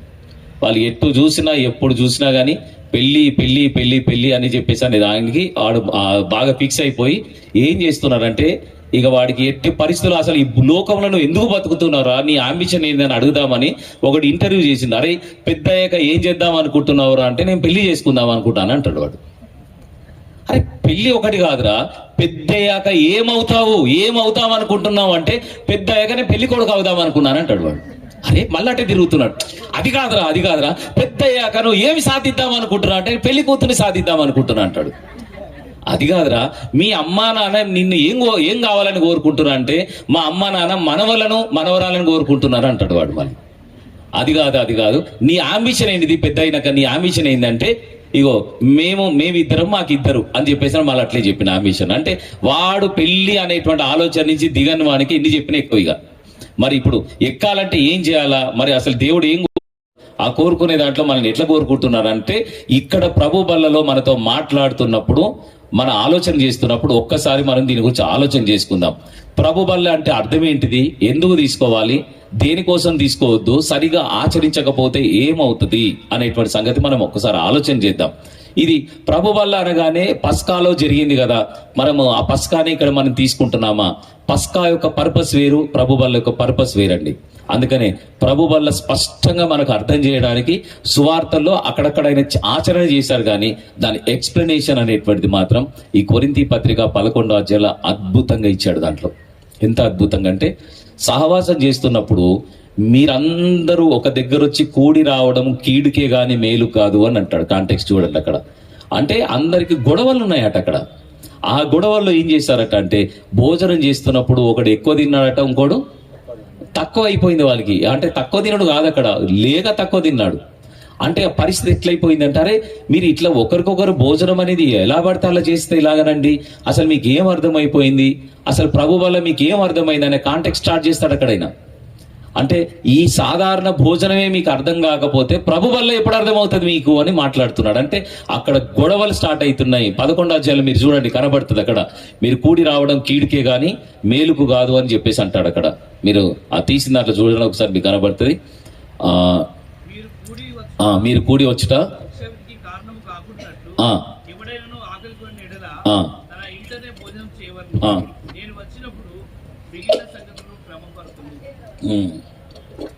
ఇక్కడ మీరు బాగా నాకు ఇష్టమైన సబ్జెక్ట్లో ఇదొకటి, ప్రభు బల్ల అనేటువంటి దాంట్లో మొత్తం నాకు టైం ఉంటే పాత నిబంధన కొత్త నిబంధన అంతా తిరిగేసి చెప్పగలుగుతాను నేను. అంటే దాంట్లో మీరు ఎప్పుడైనా చూడండి, ఎక్కడైనా మీకు అందుకనే సంఘం అంటే అర్థం ఏంటి అని పునాది దగ్గర నుంచి నేర్చుకుంటే నేను చెప్పబోయేది అర్థమవుతుంది. సంఘం అంటే ఏం కాదని చెప్పాను ఉదయం నేను. సంఘం అంటే ఏం కాదు, బిల్డింగ్ కాదు, ఫస్ట్ అది నమ్మండి. బట్ సంఘానికి ఏం అవసరం, కూడుకోవడానికి బిల్డింగ్ అవసరమే, కానీ సంఘం అంటే బిల్డింగ్ కాదు. సంఘం అంటే ఇంకోటి ఏం కాదని చెప్పాను, కార్యక్రమం కాదు, ప్రోగ్రామ్ కాదు సంఘం అంటే. కానీ సంఘానికి ఏం అవసరము, కార్యక్రమాలు అవసరమే, కానీ సంఘం అంటే కార్యక్రమం కాదు. ఇండ్ల నుంచి బయటపడితే అండి, నేను 99% కార్యక్రమం అంటే సంఘం అనుకునే పరిస్థితి వచ్చారు అందరు. అదే చర్చ అయిపోయిందా, చర్చ్ టైంకి వచ్చినా, అబ్బా చర్చ అయిపోయిందా, చర్చ్ స్టార్ట్ అయిందా, చర్చ్ అయిపోయిందా అని అంటే చర్చ్ అయిపోదు అక్కడ. ఆ కార్యక్రమం అయిపోయింది అంతే, ఏది 2 hours ప్రోగ్రామ్ అయిపోయింది అంతే. కానీ చర్చ అయిపోవడం కాదు. ఆ సంఘం అంటేనే మీ అందరికీ అది అవసరమే అక్కడ. అయితే ఇప్పుడు మనం ఏం చేసేస్తున్నామంటే, సహవాసంలోనే ఇవన్నీ ఉన్నాయి. సహవాసంలోనే ఒక బోధ ఉంది, సహవాసంలోనే ప్రార్థన ఉంది, సహవాసంలోనే ఇవన్నీ చేస్తున్నాం మనం అందరం కూడా. అందుకని ఆ దినము సమీపించిన కొలది మరెక్కువగా కూడుకొనుచు, మరెక్కువగా సహవాసం చేయమని చెప్పేసి అన్నాడు. ఇక యూదులకు చెప్తాడు, ఆ దినము శ్రమ విశ్రాంతి దినమున సంభవించుకొనున్నట్లు అందరూ ప్రార్థన చేయమంటాడు వాళ్ళ కొరకు. ఎందుకొరకంటే విశ్రాంతి దినం వాళ్ళు పరిగెత్తరు, దూరం పారిపోరు, వాళ్ళు ఎక్కడున్న వాళ్ళు అక్కడే ఉంటారు, బరువులు లేపరు వాళ్ళు అక్కడ. విశ్రాంతి దినం ఒకవేళ యాంటీ క్రైస్ట్ వచ్చినప్పుడు వాళ్ళని ఇబ్బంది పెడుతున్నప్పుడు విశ్రాంతి దినం సంభవిస్తే గనక వాళ్ళు అక్కడే దొరికిపోయి చచ్చిపోతారు, చాలా మందిని చంపేస్తాడు వాడు. అందుకని ఆ దినము కావద్దు అంటాడు. ఎందుకు విశ్రాంతి దినం అంటే వాళ్ళకి ఏంటి, విశ్రాంతి దినం అంటే వాళ్ళకేంటి, యూదులకు విశ్రాంతి దినం అంటే ఏంటి, విశ్రాంతి దినం ఏ రోజు వాళ్ళకు, శనివారం అనేది సబ్బాత్ అని వాళ్ళు పాటిస్తారు. ఇప్పుడు మన దగ్గరకు వచ్చేసరికి విశ్రాంతి దినం ఏంటి, ఏది, ఇప్పుడు ఆదివారం కాకుండా ఆదివారం నిషేధిస్తారు అనుకుందాం మనకు ఒకవేళ ఫ్యూచర్ లో. ఆదివారం కూడుకోకూడదు, కూడుకున్న చోట మిమ్మల్ని జైలుకు వేస్తురు అన్నప్పుడు మీరేం చేస్తారు, ఆదివారం కూడుకుంటారా కూడుకోకుండా ఉంటారా? సపోర్ట్ లేదు, వానలు వచ్చాను వరదలు వచ్చాను బండ మీద కట్టుకోమన్నాడా లేదా? ఇప్పుడు ఆదివారం కూడుకుంటే మిమ్మల్ని అరెస్ట్ చేస్తామంటే ఏం చేస్తారు మీరు? ఆదివారం సెలవు దినం పెట్టారు, అప్పుడు ఫ్రైడే రోజు పెడతారు మన ఇండియాకి, అప్పుడు ఏం చేస్తారు మీరు? ఆదివారం లీవ్ పెట్టి కూడుకుంటారా, ఫ్రైడే రోజు కూడుకుంటారా? మరి అప్పుడు ఫ్రైడే రోజు మరి విశ్రాంతి దినం అని చెప్పలేదు కదా అని చెప్పేసి అన్నట్టు బాధపడతారా? అందుకని నేనేమంటున్నా అంటే, బైబిల్ని మంచిగా నేర్చుకుందాం. దేవుని నారో మైండ్తో చూడకండి మీరు. దేవుని యొక్క మన ఆలోచన విధానం మీరు చూడండి. అక్కడ మీరు ఎప్పుడు గుర్తుపెట్టుకోండి, పాత నిబంధనలో జరిగిన ప్రతి అంశం కూడా యేసుక్రీస్తులో నెరవేరింది, నీలో కొనసాగించబడుతుందని నమ్మండి. ఫస్ట్ ఏం జరిగింది? పాత నిబంధనలో ఉన్న ప్రతి నీడ కూడా ఎవరి లోపల జరిగింది? యేసుక్రీస్తులో నెరవేరింది. ఎవరిలో కొనసాగించబడుతుంది? మనలో, నాలో కొనసాగించబడుతుంది అని నమ్మండి. అట్లాగే అక్కడ పాత నిబంధనలో ఉన్న ప్రతి అంశం కూడా పస్కా పండుగ ఎవరి లోపల జరిగింది? యేసుక్రీస్తులో నెరవేర్చబడ్డది. ఎవరిలో కొనసాగించబడుతుంది అంటే యేసును నమ్ముకొని వెంబడించుటనే పస్కాను ఆచరించినట్టు. ఆ పాత నిబంధనలో పులియన్ రొట్టెల పండుగ ఉంది. పులియన్ రొట్టెల పండుగ ఎవరి లోపల జరిగింది? యేసుక్రీస్తులో జరిగింది. అంటే ఆయన పరిశుద్ధంగా జీవించాడు. 7 రోజులు ఉంటాయి పులియన్ రొట్టెల పండుగ. 7 రోజులు అంటే జీవిత కాలం వల్ల అన్నట్టు అర్థం. యేసును నమ్మిన నీవు పరిశుద్ధంగా జీవిస్తే పులియన్ రొట్టెల పండుగను ఆచరించినట్టే. అట్లా ఒక్కొక్క పండుగ ఒక్కొక్క అర్థం ఉంటుంది. చరిత్రలో నెరవేర్పు ఉంటుంది, మనలో కొనసాగింపు ఉంటుంది. అట్లాగే విశ్రాంతి దినం అనేది యేసుక్రీస్తులో నెరవేర్చబడ్డది, ఇప్పుడు మనలో కొనసాగించబడుతున్నది. ఏంటి అంటే యేసును నమ్మి నీ భారమంతా ఆయన మీద వేసి విశ్రాంతిలో ప్రవేశించడమే విశ్రాంతి దినం. మరి ఇప్పుడు మనం ఎందుకు కూడుకుంటున్నామంటే ఇది సహవాసంలో ఒక భాగముగా వారములో ఒక్కసారన్నా మనం కలవాలి. అలాగే ఒకవేళ ఆ దినము శ్రమలు ఇంకా దగ్గర అవుతున్న కొద్ది ఇంకా ఎక్కువ రోజులు కలవాలట మనం. ఎందుకొరకంటే ఆ సమస్యలు చాలా ఉన్నప్పుడు మనం ఒకరికొకరు మాట్లాడుకున్నప్పుడు ధైర్యపరచబడతామమ్మా. శ్రమల్లో ఇబ్బందులు ఒకరికొకరు ఓదార్చబడతాం. అందుకని ఎంత ఇబ్బందులు ఎదురైతే దేవునితో అంత ఎక్కువ గడపాలా, దేవుని బిడ్డలతో అంత ఎక్కువ గడపాలా. అందుకని ఒక్క వారంకి ఒకసారి కాదు, అవసరమైతే ఎక్కువసార్లు కూడా కలవడానికి దేవుడు అవకాశం ఇస్తే దాన్ని అవకాశంగా సద్వినియోగం తీసుకోండి. ఎందుకంటే ఆది శతాబ్దంలో ప్రతిరోజు కలుసుకున్నారు వాళ్ళు. ప్రతిరోజు కలుసుకున్నప్పుడు కూడా రొట్టె విరిచారు వారు అక్కడ. కనీసం మనం ఒక్కొక్కసారి ఒక్కొక్క రీతిగా మనం కలుసుకున్న కొద్దీ అక్కడ రొట్టె విరవడంలో అర్థం ఏంటి అంటే ప్రోగ్రామ్ లో కాదు, సహవాసంలో ఒక భాగంగా రొట్టె విరిచేవారు. ఆ సహవాసంలో భాగంగా అక్కడ వాళ్ళు భోజనాలు కూడా చేసేవారు. వాళ్ళు ఆ సహవాసంలో అదే రొట్టెలు స్పెషల్ గా తయారు చేయలేదు. అక్కడ రొట్టెలు వాళ్ళు తినే రొట్టెలోనే ఒక రొట్టె తీసుకొని ఇది నా శరీరము అనుకొని వాళ్ళు తీసుకొని ఆ శరీరాన్ని అందరూ పంచుకునేవారు. వాళ్ళ భోజనములో చివరి సమయంలో భోజనం అయిన తర్వాత ద్రాక్షారసం తాగేవారు అనమాట. వాళ్ళకి అలవాటు అక్కడ వాళ్ళ సాంప్రదాయంలో. ఆ సాంప్రదాయంలో ఇది నా రక్తము అని చెప్పేసి అని దాని రక్తముగా పోలికగా వీటికి తీసుకెళ్లారు. ఇప్పుడు మన ఆంధ్రప్రదేశ్ లోనే ఉంటే యేసుక్రీస్తు ఒకళ్ళు ఏం చెప్పేవారు?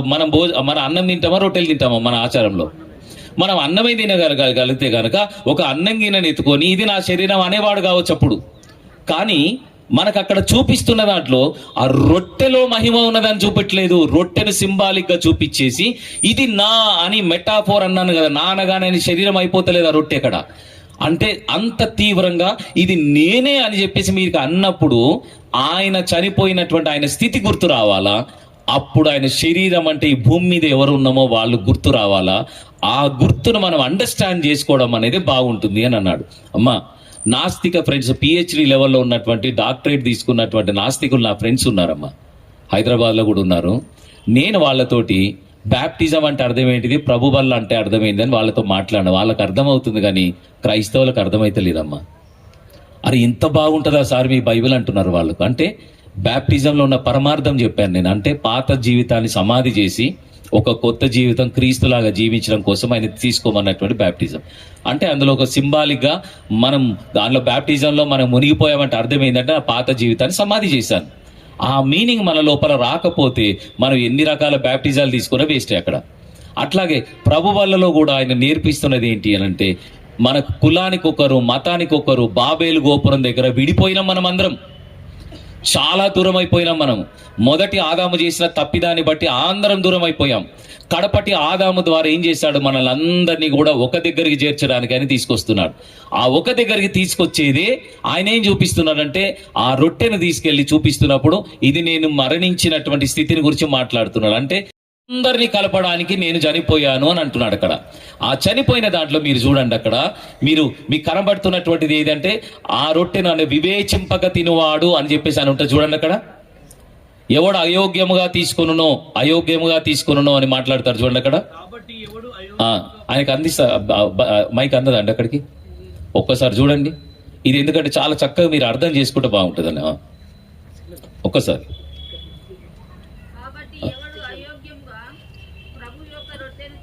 ఆమె అందరికి వినబడాల, మీకొక్కరి కాదు.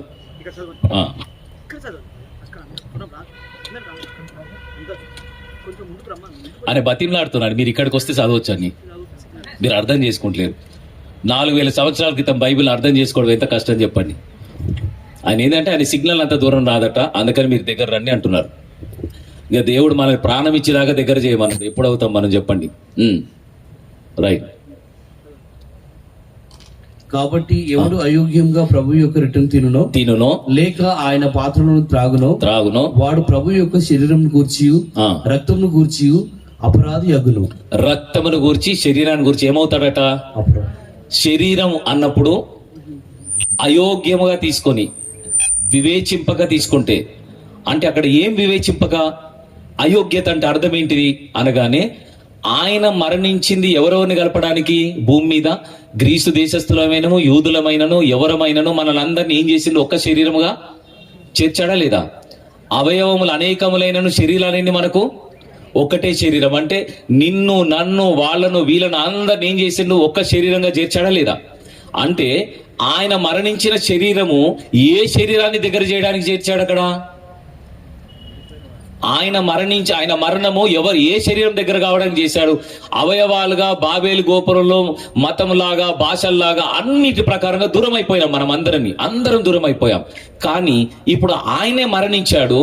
ఆ శరీరం ఆయన మరణించడం ద్వారా ఆయన శరీరమును రొట్టెను చూడగానే ఆయన శరీరం జ్ఞాపకం రాగానే ఇక్కడ సంఘమును శరీరం మనకు గుర్తు రావాలి. సంఘములో నువ్వు నేను మనం అందరం ఎవరము? ఇప్పుడు ఒక్కొక్క అవయవములు అంటున్నాడు.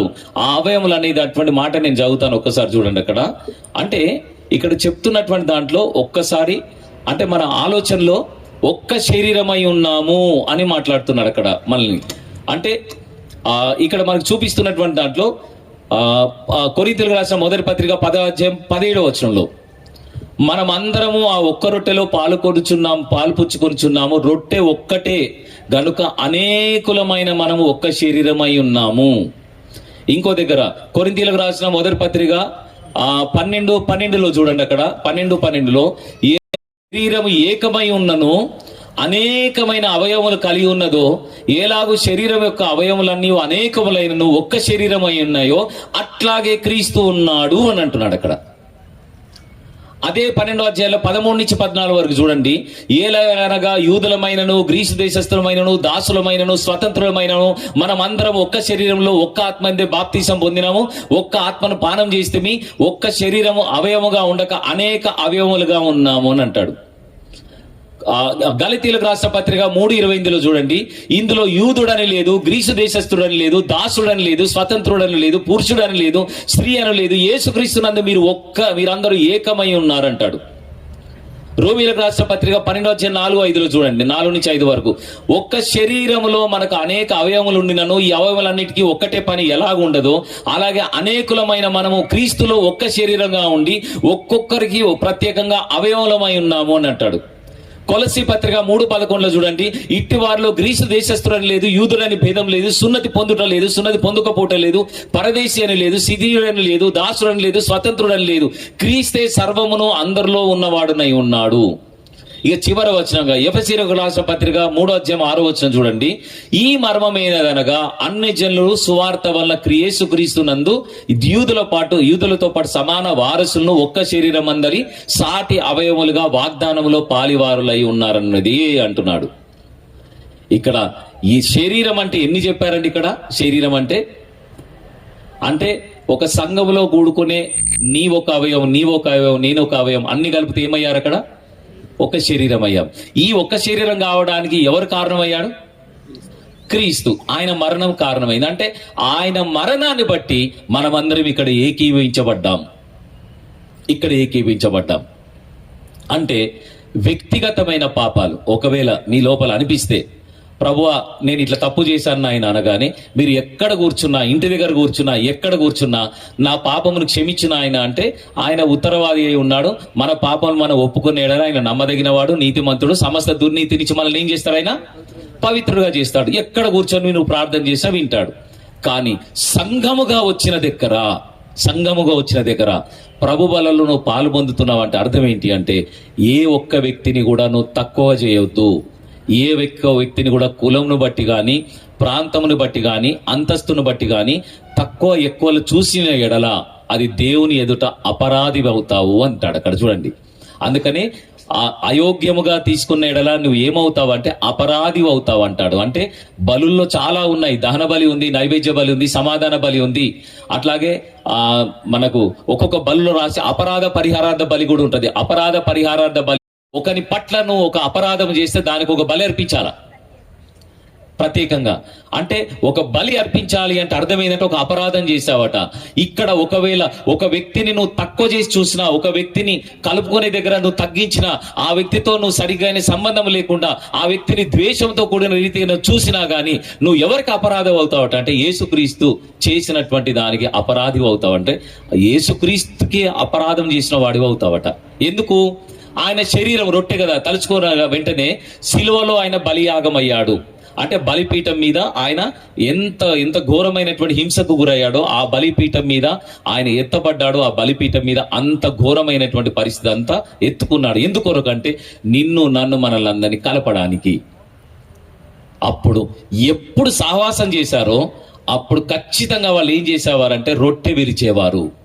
ఆ సహవాసంలో ఎందుకు రొట్టె విరిచేవారంటే ఆ రొట్టెలో ఒక్కసారి కళ్ళు మూసుకొని ఆయన లోపల ధ్యానం చేయగానే, ప్రభువా మా సిలువలో మా అందరినీ కలపడానికి నువ్వు మరణించినావు నాయన, నిన్ను బట్టే నేను ఇక్కడ మేము అందరం కూడి ఉన్నాం అని అక్కడ అభిప్రాయ భేదాలు ఏమైనా కనబడితే గనక క్రీస్తుకు అపరాధి అవుతావట అని చెప్పగానే ఎవడైనా అయోగ్యంగా తీసుకుంటే ఏమవుతాడట? ఒక 3 స్టేజెస్ రాశారు. ఏమని? రోగి అవుతాడట, ఒకరు బలహీనులు అవుతాడట, ఇంకొకరు చాలా మంది నిద్రించుచున్నారు అని అన్నాడు. అంటే బలహీనత ఒకటి చెప్తున్నాడు, రోగం ఒకటి చెప్తున్నాడు, అంతకంటే మించింది నిద్రించడం అంటే ఏంటిదట? చచ్చిపోతారని కూడా చెప్తున్నాడు అక్కడ. అయోగ్యముగా తీసుకుంటా అంటే అయోగ్యముగా తీసుకుంటారంటే అట్లా అర్థం ఎట్లా? చాలా మంది అయ్యో ప్రభువా ఇది నీ శరీరం అని నేను నమ్మలేదు, ఇది నీ శరీరం అని నమ్మలేదని, ప్రభువా నన్ను క్షమించిన ఆయన క్షమించిన ఆయన అని రోజు తీసుకునే వాళ్ళు కూడా ఉన్నారు కొన్ని డినామినేషన్లు. ఎందుకంటే అది అయోగ్యముగా అది యోగ్యంగా తీసుకోవడానికి, ఇది తింటే నిత్య జీవం వస్తుంది అని చెప్పేసి అటు వెళ్ళిపోతున్నారు వాళ్ళు. నిత్య జీవం రావడానికి ఆయన నమ్మితే నిత్య జీవం వస్తుంది, ఆయన మాటలు తింటే మనకు నిత్య జీవం వస్తుంది. అందుకని నీవే నిత్య జీవం మాటలు గలవాడవు అని అంటాడు అక్కడ. నన్ను కూడా విడిచిపెట్టి వెళ్ళిపోతారా మీరు అని అంటే. అందుకని అనేకమైన యూదులు నన్ను తిని నా రక్తము నా శరీరము అంటే నా శరీరం తిని నా రక్తం త్రాగువాడే నిత్య జీవం గలవాడనే మాటలు చెప్తే యూదులు తట్టుకోలేకపోయారు. ఆయన్ని వేల మంది యూదులు వెనక్కి వెళ్ళిపోయారట. మీరు కూడా అట్లా వెళ్ళిపోవాలనుకుంటున్నారా అని తన 12 మంది శిష్యులతో అడిగినప్పుడు అప్పుడు అంటారు వాళ్ళు, మేమెక్కడికి వెళ్తామయ్యా, నువ్వే నిత్య జీవం గల మాటలు కలిగిన వాడు అనగానే ఆయన మాటలు తిని త్రాగాలంటున్నాడు అక్కడ 6వ అధ్యాయంలో. ఆయన నమ్మడంలోనే ఉన్నటువంటి ఆ ఫీలింగ్ అక్కడ చెప్పాడు. కానీ కొరింథీయులకు పత్రికలో 11వ అధ్యాయంలోకి వచ్చేసరికి ఇక్కడ ఆయన మాట్లాడుతున్నది ఏంటి అంటే ఈ శరీరములో అంటే ఈ అవయవాల్లో ఎవరినైనా క్రీస్తు మరణించాడు వీళ్ళందరినీ కలవడానికని ఒక్కరిని తృణీకరించిన, ఒక్కరిని మనం తక్కువ చేసి చూసిన అపరాధము క్రీస్తుకు చేసిన వాళ్ళం అవుతామట. అందుకని అక్కడ స్టార్టింగ్ ఏం చేశారట? కొంతమంది భోజనం చేయడానికి ఏం చేశారు చదవండి ఒకసారి. భోజనం చేస్తున్నప్పుడు ఏం జరిగింది? ఒకరు ఎక్కువ తిన్నారు తక్కువ తిన్నారు చదవండి ఒకసారి.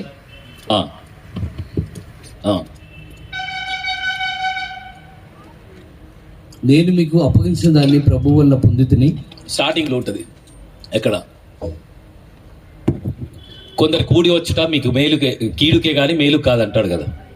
17వ వచనం, మీకు ఈ ఆజ్ఞను ఇచ్చు మిమ్మల్ని మెచ్చుకొనను, మీరు కూడి వచ్చుట ఎక్కువ కీడుకే గాని ఎక్కువ మేలు కాదు. మొదటి సంగతి ఏమనగా మీరు సంఘమందు కూడి ఉన్నప్పుడు మీలో కక్షలు కలవని కక్షలు ఉన్నాయట అక్కడ. సంఘమందు కూడితే ఏం జరిగింది? కక్షల్లో కొంతమందికి ఇది నిజమని నమ్ముచున్నాను. మీలో యోగ్యులైన వారు ఎవరో కనబడినట్లు మీలో భిన్నాభిప్రాయము ఉండక మీరందరూ కూడి వచ్చినప్పుడు మీరు ప్రభు రాత్రి భోజనం చేయటం సాధ్యం కాదు. ఎందుకొరకంటే మీ హృదయాలు సరిగా లేవంటున్నాడా?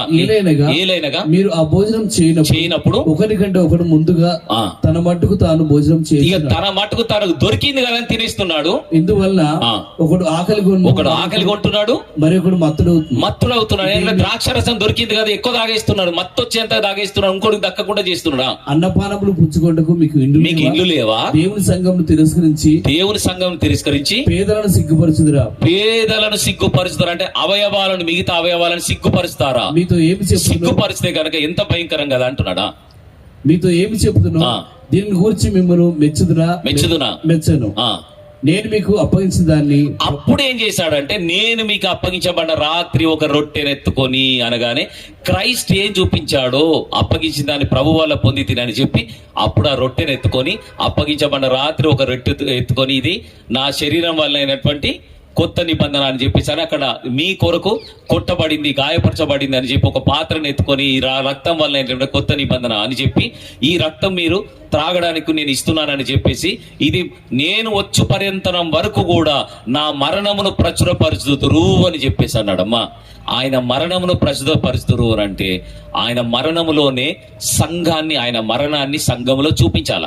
అంటే అర్థం ఏంటి అంటే ఆయన చనిపోయాడు అనే దాన్ని నీ లైఫ్లోకి నువ్వు ఎప్పుడైతే తెచ్చుకున్నావు, నీ పాత జీవితాన్ని చంపేశావు, ఒక కొత్త జీవితంతో బ్రతుకుతున్నావు. ఆయన మరణమును తలుచుకోగానే ఇంకొక వ్యక్తిని, ఇంకో కులము, ఇంకో వ్యక్తిని, ఇంకో ప్రాంతం వ్యక్తిని నువ్వేం చేస్తున్నావు? అంగీకరిస్తున్నావు. ఆయన వాళ్ళతో యాక్సెప్ట్ చేస్తున్నావు, వాళ్ళు అంగీకరిస్తున్నావు. ఇప్పుడు చెప్పండి నాకు, సంఘములోనే కులం ఉన్నదనుకో, సమాజంలో కులం పోతుందా? సమాజంలో కుల వివక్షత ఉందా లేదా? మనం దాని గురించి మాట్లాడొద్దు. క్రైస్తవుడు ఎవరు ఎందుకొరకంటే క్రైస్తవుడు ఏది మాట్లాడాలి? ముందు సంఘంలో కులం పోయిందా అప్పుడు సమాజం గురించి మాట్లాడు. సంఘంలో నుంచి కులం పోనప్పుడు సమాజం నుంచి ఎన్నటికి పోదాం. ఎందుకొరకంటే మీరు లోకానికి వెలుగై ఉన్నారు. సంఘం ఆ వెలుగును బయటికి చూపించకపోతే ఇక మీరు ఏం చేస్తున్నట్టుగా అనగానే ఆ కులం ఎక్కువగా చేసి చూసావనుకో, నీ ఆలోచన విధానం ఏమైపోయింది అంటే దేవుడు నన్ను పవిత్రీకరించాడు అనేటువంటి దాన్ని నువ్వు మర్చిపోయినట్టే. అందుకని అపరాధి అవుతున్నావు. అందుకని నువ్వేమవుతున్నావు అని అంటే అయోగ్యంగా తీసుకొచ్చున్నావు. ఏ పేద వ్యక్తి కూడా అట్లా ఉన్నాడు కదని ఇక్కడ ఆల్రెడీ పొజిషన్లో ఉన్న వారందరూ భోజనంలో ఎక్కువ చేసుకొని శ్రేష్టమైన తినేసి ఆ వ్యక్తికి ఆకలి కొంటే అక్కడ అర్థం చేసుకున్నట్టు ఎట్లా అవుతుందమ్మా? అక్కడ చెప్పండి. అయోగ్యంగా తీసుకున్నట్టే నువ్వు ఆ రొట్టెను అక్కడ. అందుకని అక్కడ చెప్తున్నప్పుడు ఎలా చెప్తున్నాడు అని అంటే వాళ్ళు తింటున్నప్పుడు మన తల్లులు ఉంటారు చూడండి, చాలా కుటుంబాల్లో లాస్ట్కి తింటాడు. ఎందుకమ్మా తల్లి చెప్పండి లాస్ట్కి తినేది? కొంచెం ఎక్కువ తినొచ్చానా? చెప్పండి, ఎక్కువ తినొచ్చానా? కాదు కాదు కాదు. ఆ పిల్లలకు వాళ్ళకు త్యాగం చేసి నేను ఇంతకుముందే తిన్నా, నాకు ఆకలి అయితే లేదు. లోపల ఆకలి అయినా కానీ ఏమంటది ఆ తల్లి? ఆకలి అయితే లేదని అంటది. అర్థం ఏంటంటే అర్థం చేసుకుంటుంది పిల్లల్ని, అక్కడ త్యాగం చేస్తుంది పిల్లల్ని. అక్కడ ప్రభు బల్లలో నీ త్యాగం కనబడాలమ్మ అక్కడ ప్రభు బల్లలో. అందుకని వాళ్ళు కక్షలతో ఉన్నారని ప్రాబ్లం స్టార్ట్ చేశారు. సొల్యూషన్ ఏం చేశారంటే చెప్పడానికి కోసము ప్రభు వల్ల ఆయన మరణించినటువంటి మరణాన్ని వీటన్నిటిని వాడుకున్నాడు. తర్వాత పరిష్కారం చెప్పాడు. ఎక్కడంటే మీరు అవసరమైతే బలహీనలు అవుతారు, రోగాలు వచ్చేస్తాయి, ఆ తర్వాత నిద్రిస్తారు అనంటే ప్రభు బల్ల తీసుకుంటే రోగాలు తగ్గుతాయి అంటే జనరల్గా వచ్చే రోగాలు తగ్గుతాయని గురించి మాట్లాడతలేదమ్మా. ప్రభు బల్ల తీసుకుంటే నాకు నిత్య జీవం వస్తుంది అని చెప్పేసి అని దాంట్లో మాట్లాడట్లేదు. నిత్య జీవం అనేది ప్రభు నమ్మితేనే వస్తుంది. అలాగైన మాటలు తిని త్రాగినప్పుడు వస్తాయి. కానీ ప్రభు బల్ల తీసుకోవాల్సిన దాంట్లో రోగాలు తగ్గుతాయి అనేటువంటి దాంట్లో ఏ రోగాలు తగ్గుతాయి అంటే నీ ద్వేషాన్ని పెంచుకుంటావు చూడు ఒకరి మీద. ఆ ద్వేషంతో ఒక రోగం వచ్చింది కదా, ఆ ప్రభు బల్లలో నువ్వు ఎప్పుడైతే ఆ ద్వేషాన్ని తగ్గించుకుంటావో అప్పుడు ఆ రోగం తగ్గుతుంది. అట్లాంటి రోగం తగ్గుతుంది. కానీ జనరల్గా అది తినగానే జనరల్గా వచ్చే రోగాలన్నీ తగ్గేవి కాదు. ద్వేషంతో ఒక వ్యక్తిని ద్వేషించి తారాస్థాయికి వెళ్ళిపోతావు చూడండి. అవు ఆ ద్వేషం నీ లోపల ఉండొద్దు అంటున్నాడు. ఆ ద్వేషం నిన్ను ఒక రోగంగా మార్చేస్తుంది. ఆ ద్వేషం ఎక్కడి దాకా తీసుకెళ్తుంది అని అంటే మరణించేదాకా తీసుకువెళ్తుంది. అందుకనే ఒక వ్యక్తి మరణం అనేటువంటి ఎప్పుడు వస్తుంది అని అంటే ఒక వ్యక్తి ద్వేషం ఎక్కువ పెరిగి ఆ వ్యక్తిని చంపినా చంపొచ్చు, ఒక వ్యక్తి మీద ద్వేషం ఎక్కువ పెంచుకొని ఈ వ్యక్తి చచ్చినా కావచ్చు. రెండు ఉన్నాయి చావడానికి. ఏంటి కారణాలు? ఒక వ్యక్తి మీద ద్వేషం ఎక్కువ పెంచుకొని చంపితే చచ్చిపోతాడు. ఒక వ్యక్తి మీద ద్వేషం పెంచుకొని మనం చచ్చిపోయినా చచ్చిపోతాం. అందుకనే యేసుక్రీస్తు వచ్చినప్పుడు ఏమన్నాడు? ఎవరైనా సహోదరుని ద్రోహి అని చెప్పేసి అంటే నువ్వు నరహంతకుడివి అన్నాడు. అంటే అర్థం ఏంటి? నరహత్య చేయకపోయినా ఆ ద్వేషం లోపల వస్తే ఆ వ్యక్తి ద్వేషం పెరిగి హత్య చేసే స్థాయికి వెళ్ళిపోతాడు. అందుకని హత్య చేయకుండా ముందుగానే ఏం చేస్తున్నాడు?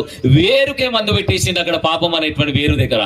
ఎందుకంటే నువ్వు క్షమించేసేయాలి, ఆ వ్యక్తి మీద నీకు ద్వేషం ఉండకూడదు అని పెట్టి చెప్పేశాడు.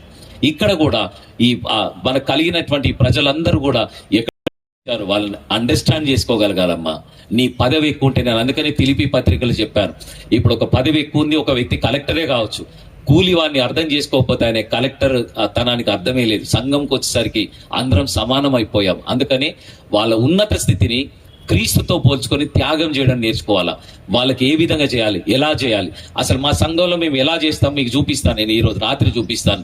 అరే ఎంత అసలు సంఘం అనగానే ఒక పండుగ లాగా, ఒక కుటుంబం లాగా ఎలా కనబడాలి, అలా కనబడడానికి నేను మనమందరం ఎట్లా ఏకీభవన కావాలి, ఎటువంటి పరిస్థితుల్లోకి రావాలి అనేటువంటి ఆలోచన చేయగలగాలమ్మా. అందుకని ఎండింగ్ చదవండి ఒకసారి. అదే అధ్యాయంలో ఎండింగ్ కంటే ముందు వచ్చిన చదవండి.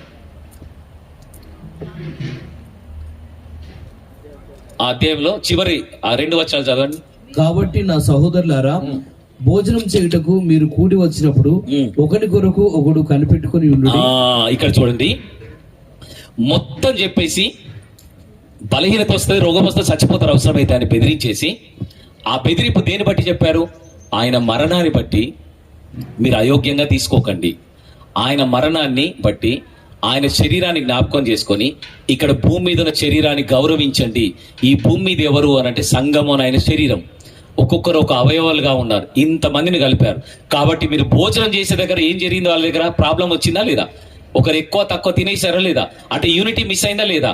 అప్పుడు భోజనం చేసేటప్పుడు ఏం చేయమన్నాడు? ఇక నుంచి ఏం చేయమన్నాడు? భోజనం చేసేటప్పుడు అది మళ్ళీ అదే వచనం చదవండి. కాబట్టి నా సహోదరులారా, భోజనం చేయుటకు మీరు కూడి వచ్చినప్పుడు ఒకరికొకరు కనిపెట్టుకోండి అంటున్నాడు. ఇక్కడ మనం కనిపెడతాం భోజనం చేసేటప్పుడు. ఒకవేళ చికెన్ కానీ మటన్ కానీ వండినప్పుడు కనిపెడతాం, ముక్కలు ఎవరికి ఎక్కువ వేసారు, ఎవరికి తక్కువ వేసారు కదా. ఇట్లా కనిపెట్టడం కోసం మాట్లాడతలేడు అక్కడ. ఏమని?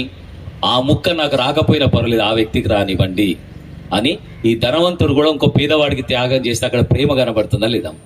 అందుకనే మొదటి ఆ మెసేజ్లోనే ప్రేమ అగాపే అనేది నీకు అర్థమైతే, అగాపే లవ్తో నువ్వు ప్రేమిస్తే నీ వ్యక్తిని ఫీలియో లవ్ దాకా నువ్వు స్వీకరించగలుగుతావు, ఆ వ్యక్తిని నువ్వు ప్రేమించగలుగుతావు. అక్కడ దాకా రావాలి అని అంటే నీకు దేవునితో కనెక్షన్ సరిగ్గా ఏర్పడాలా. ఒక వ్యక్తితో నువ్వు ప్రేమించలేకపోవడానికి కారణం ఏంటంటే కనెక్షన్ లోపం అమ్మ. కనెక్షన్ చాలా ఘోరం అమ్మ. అట్లాంటి కనెక్షన్ మనకు జరిగితేనే సమాజాన్ని ప్రభావితం చేస్తామమ్మ. నేను చెప్తున్నా, నేను చెప్పాలంటే భూమి మీద నేను పుట్టినప్పటి నుంచి ఒక ద్వేషించి, అంటే బాగా ద్వేషించాలనుకుంటే ఒక 10 మంది వెళ్తారు కదా. 10 మంది వెళ్తారు. పాస్టర్ గారు మీరు నాకు బాక్స్కి అడ్డమైపోయారు, మీ చేరిన పక్కకు వేసుకోరా కొంచెం, ఎందుకంటే ఉన్న దాంట్లో మంచిగా వింటున్నారు మీరు, ఆ వినేటువంటి దాన్ని ఎందుకు కోల్పోవాలని. ఇప్పుడు చూడండి, నా ఆశ అంతే, ప్రతి ఒక్కరు నన్ను చూడాలని కోరుకుంటున్నా. అంటే నా గొప్పతనం అని కాదు, ఇక్కడ గొప్పతనం ఏమున్నా చూడడానికి. నన్ను చాలా మంది అడుగుతారు ఒక్కోసారి, పాస్టర్ గారు మీరు రంగు ఎందుకు వేసుకుంటలేరండి, ఎందుకు రంగు వేసుకుంటలేరు అని అడిగితే నాకు అనిపించింది, నాకు రంగు వేసుకోవడానికి ఏమైనా ఉంటే కదా అమ్మ వేసుకోవాలి చెప్పు. పైన చాలా మంది నాడు ఇప్పటికీ నాకు దువ్వెన వాడక కొన్ని సంవత్సరాలు అయిపోయింది, అసలు కోమ్ ఉండదు. చాలా మంది అన్న దువ్వెన ఉంది అన్న అడుగుతారు. నేను నవ్వుతా ఒకసారి, నన్ను చూసి నేను దువ్వెన వాడే రకమా, ఎన్ని సంవత్సరాలు అయిందో నేను వాడక. అప్పుడప్పుడు ఆ షూ వేసుకోవడానికి ఎర్రది పెట్టుకుంటా జేబులో, అది దువ్వెన కాదు, షూ సరిగ్గా వేసుకోవడానికి అంతే, అంతకు మించి ఏం లేదు. అయితే ఒకటి కూడా, మరి ఆ ఉన్నదానికన్నా వేసుకోవచ్చు కదా అని అడుగుతారు. రంగు ఉన్నదాన్ని కూడా నేను ఎందుకు వేసుకోనంటే, నన్ను చాలా మంది చాలా ఎక్కువ ఏజ్ అనుకుంటారు. ఎంత అంటే ఎంత ఎక్కువ ఏజ్ అనుకుంటే కూడా అంత ఇష్టం నాకు. అందుకని అప్పుడప్పుడు కొంతమంది తిట్టినప్పుడు వాళ్ళు పడుతున్నారు, పోయేటోడు అనని రాదు మమ్మల్ని అంటాను కదా అనుకుంటారు వాళ్ళు. చావు దగ్గర పడ్డోడు మమ్మల్ని తిట్టినా కానీ ఏం లేదు, మనోడే కదా ఆయన మంచిగా చెప్తాను కానీ నేను తిట్టినా పడుతున్నారు వాళ్ళందరూ. అంటే ఇప్పుడు నాకు అడ్వాంటేజ్గా ఉందా లేదా? అందుకని నా ముఖం నచ్చకపోయినా మీరు చూడండి, అట్లా నేను చూడాలనుకుంటున్నా. ఇక్కడ ఆయన చెప్పాలనుకున్నటువంటి దాంట్లో మీరు బాగా గమనించండి. అక్కడ భోజనం చేసేటప్పుడు కనిపెట్టుకోమని ఎందుకొరకు అంటే త్యాగం చేయడానికి కనిపెట్టుకోమన్నాడు. అప్పుడు ఆ ప్రేమ కనబడుతుందమ్మా. ఆ ప్రేమ అన్నటువంటి దాంట్లో ఆ ప్రేమ ఎంత అద్భుతంగా అంటే, ఆ భూమి మీద నేను ద్వేషించే వ్యక్తులు ఒక 10 మంది అన్నాను కదా, 10 మందిలో పీక్ స్టేజ్లో బాగా ద్వేషించే వ్యక్తులు అంటూ ఉంటే కనుక, ఇప్పుడున్న ఇంటి పక్కన కుడి వైపున ఒకరున్నారు, ఎడం వైపున ఒకరున్నారు. అసలు వాళ్ళను పోలిస్తే నన్ను ఎంత ఇబ్బంది పెట్టిందో ఈ భూమి మీదకి అంతమంది ఇబ్బంది పెట్టిన ఇద్దరు, ఇటు పక్కన అటు పక్కన ఇద్దరు ఇబ్బంది పెట్టింది. అప్పుడు ప్రభు నాతో మాట్లాడి ఏమన్నాడంటే, నువ్వు వాళ్ళని కూడా ప్రేమించు, వాళ్ళతో యుద్ధం చేయన్నాడు. అంటే యుద్ధం చేయటం లొల్లి పెట్టుకోవడం కాదు, అంటే దేవుని పద్ధతిలో యుద్ధం చేయాలనుకుంటే అప్పుడు ఇటు పక్కన ఉన్నటువంటి వాళ్ళ ఒక అమ్మాయి, అంటే వాళ్ళ చదువుకునే అమ్మాయి వాకింగ్ తీసుకెళ్ళి అటు ఇటు తీసుకెళ్ళి కొంచెం మచ్చిగా చేసుకొని వాళ్ళకి కావాల్సిన కొన్ని ఆ నీడ్స్ తీర్చుకుంటూ చాలా దగ్గర అయిపోయిన తర్వాత, లేదంటే ఒకప్పుడు నేను ఆరాధన జరుగుతాడు పెద్ద పాటలు పెట్టేవాడు ఆయన. ఒకప్పుడు వాళ్ళు కావాలని వారి భార్య బట్టలు వేసుకొని మొత్తం పండగ బాది ఉతికేది. అట్లా కొన్నిసార్లు జరిగినప్పుడు వాళ్ళకి కొన్ని మంచి పనులు చేయడం మొదలుపెట్టా. అప్పటి నుంచి అది ఎట్లా మారిపోయాడంటే, నమస్తే సార్ అనుకొని చాలా గౌరవం ఇస్తాడు. ఇక ఇంకో పక్కన ఒక అమ్మ ఉన్నది, ఆ అమ్మ మామూలు అమ్మ కాదు, ఇక ఎవరైనా గడగడ వణుకుతారు ఆయనకు. ఈవెన్ దో మినిస్టర్గా ఉన్న టైంలో కూడా, మా కరీంనగర్ మినిస్టర్గా ఉన్న వ్యక్తి కూడా అబ్బో ఆమెతో పెట్టుకోదండి అని చెప్పేసి ఆయనే స్వయంగా నాతో అన్నాడు. ఆమె వెళ్ళినటువంటి పరిస్థితి కూడా, అసలు ఇది ఇప్పుడు నేను కట్టుకున్నటువంటి స్థలంలో ఇది నాదే అనుకొని పెద్ద పెద్ద ఫోటోలు కూడా తెచ్చిపెట్టింది నాకు. పెట్టుకొని బండి సంజయ్ గారి దగ్గర ఇట్లా కూర్చొని నా మీద ఫోకస్ చేయడానికి, అక్కడున్న స్థానిక మంత్రి గారి దగ్గర కూర్చొని అది నాది, ఆ స్థలం నాకు వదిలేయాలి, ఖాళీ చేయాలి, ఇన్ని రకాలుగా మాట్లాడేవారు. ఆర్డీఓ కూడా భయపడతారు ఆమెకు. అక్కడ డీసీఎం వ్యాన్లు అడ్డా ఉన్నది, 100 వ్యాన్లు ఉంటాయి అక్కడ, ఆ 100 మంది కూడా భయపడతారు. ఎందుకొరకు భయపడతారు అని అంటే చెప్తాను. ఎందుకొరకు అంటే, చిన్నగా వచ్చి ఆమెతో మాట్లాడడానికి ప్రయత్నం చేసిన నా కొంగు పట్టుకున్నాడు అనుకుని ఆమె హైకోర్టులో కేసేస్తుంది. అప్పుడు గవర్నమెంట్ ఆఫీసర్ ఎంత కింద మీద అవుతాడు, అది నిరూపించుకోవడానికి ఎంతో ఇబ్బంది పడతారా లేదా? అందుకు ఆమెకి ఎవరైనా భయపడతారు. ఒకసారి నాతో కూడా గొడవ పడుతున్నప్పుడు ఎంతంటే నేను ఎప్పుడు నీళ్లు తాగుతుంటా, ఎన్ని బండబూతులు తిట్టుకుంటా నాతో పాటు ఇట్లా గొడవ పడుతుంటే ఇలా నీళ్ళ బాటిల్ పట్టుకున్నా, ఇలా పట్టుకొని ఆమె నాలుగంతా ఎండిపోతా నమ్మకొని నీళ్ళు తాగమ్మని ఇచ్చిన ఆమెకి. ఆ నీళ్లు తాగి మళ్ళీ తిట్టడం మొదలుపెట్టింది నన్ను. చెప్పి కొద్ది రోజుల తర్వాత మెల్లిమెల్లిగా ఆమెను ప్రేమించడానికి కొన్ని నిర్ణయాలు తీసుకొని కొన్ని చేసిన తర్వాత ఆ కాలనీ మొత్తం భయపడతారు, అధికారులందరూ భయపడతారు. అట్లా భయపడే అమ్మ నా దగ్గర ఒకసారి వచ్చి నా కోసం ప్రార్థన చేయవా అని వచ్చి ప్రార్థన చేసుకుందమ్మా. అంటే ఆమె నమ్ముకుందని నేను అనట్లేదు. ఆమె కూడా వేరే ఒక కార్యక్రమం చేసుకుంటే ఆమె కావాల్సి నేను అంటే ఒక చైర్లు కావాలి సార్, 20 చైర్లు కావాలి సార్, 10 చైర్లు కావాలంటే కూడా అంటే ప్రేమించడం స్టార్ట్ చేసినాకమ్మా ఆమె నాతో అన్నమాట, అందరూ వేరు సార్, మీరు వేరు సార్ అని చెప్పేశాను. అమ్మా మనం సరిగ్గా యుద్ధం చేస్తే ఎవరైనా మారిపోతారమ్మా.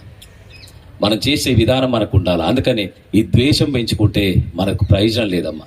అందుకని ఆ ప్రేమించడం అనేది జరిగితే సమాజం దాకా విస్తరించాలంటే ముందు సంఘం నుంచి ప్రారంభించండి, సంఘంలో నుంచే ప్రారంభించండి అమ్మా. అందుకని ఆ సర్వైవ్ అవ్వడానికి కావాల్సిన రీతిగా ఏం తినాలా, ఏం బ్రతకాలా, ఎట్లా బ్రతకాలని ఆలోచన చేయకండి అబ్బా. దేవుని నీతిని వెతకండి, ఆయన రాజ్యాన్ని వెతకండి. నేను ఎంత మొండిగా ఉన్నానో, ఎంత భయంకరంగా ఉన్నానో, ఆ ఉన్న పరిస్థితిలో కూడా దేవుడు నన్ను ఎట్లా కాపాడాడు, ఎట్లా రక్షించాడు, ఆ రక్షించినది కూడా నేను మీకు తర్వాత చెప్తాను. నేను ఎందుకంటే ఈరోజు మీకు పిక్చర్స్తో పాటు నేను చూపిస్తాను. అవి అంత అద్భుతంగా దేవుడు వాడుకున్నాడు. అందుకని ప్రభు బల్లలో సహవాసం చేయడానికి వచ్చాము కదా, కానీ ప్రభు బల్లలో యోగ్యంగా మీరు ఏదైతే పాటిస్తారో, ఆయన నా కోసం మరణించాడు, మా అందరిని కలపడం కోసం మరణించాడు అని చెప్పి సరిగ్గా మీరు అది తిని త్రాగినప్పుడు ఆ విలువను మీరు ఎప్పుడైతే ఇస్తారో ఆ విలువను బట్టి దేవుడు కాపాడుతాడమ్మా. అందుకని ఇంత యూనిటీ మిస్ కాకుండా ఇప్పుడు కాపాడబడుతున్నామంటే కారణం ఆయన మరణమేనమ్మా. ఆయన మరణాన్ని మనం ప్రభు వల్ల రోజు జ్ఞాపకం చేసుకుంటున్నామంటే మనమంతా ఒక్కటే అనేటువంటి దానిలోకి రావాలి. అంటే ఆయన మరణించిన శరీరాన్ని జ్ఞాపకం చేసుకొని జీవిస్తున్నటువంటి శరీర అవయవాలన్నిటి కలుపుకోమంటున్నాడు. అందుకనే జీవం అనేది మీ లోపల నుంచి జీవక్రియలు స్టార్ట్ కావాలంటున్నాడు. ఆ క్రియల్లోనే మనం అందరం కలుస్తామమ్మా. ఇందుకోసం ఆయన మరణించాడు, ఇందుకోసమే ఆయన మన మధ్యలో ఇట్లాంటి పరిస్థితి తీసుకొచ్చారు. అందరం లేచి నిలబడి ఒక్కసారి ఆయన కోసం ఆలోచన చేద్దామా? మనం అందరం కూడా ఒక్కసారి లేచి నిలబడి ఈ ట్రాక్ ఒకసారి ట్రాక్ ప్రభు కోసం ఒక్కసారి మనం ఆలోచన చేద్దామా?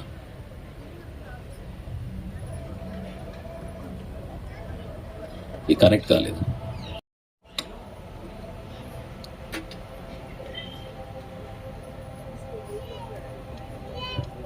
అందరు కూడా ఒక్కసారి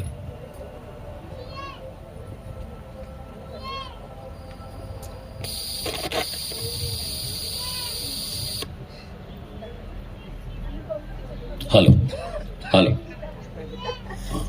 ఇది ట్రాక్ ఇది మళ్ళీ పెడతాం. ఓకే,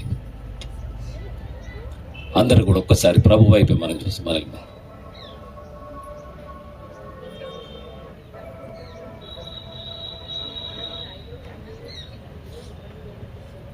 వస్తుంది.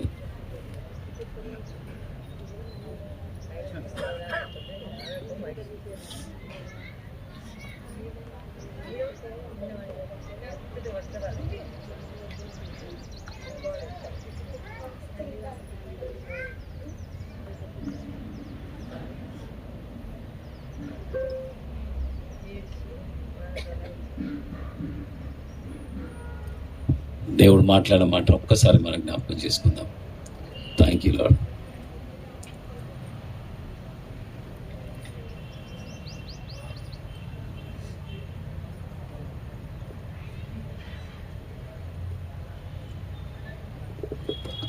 దీంట్లో పెడదాం.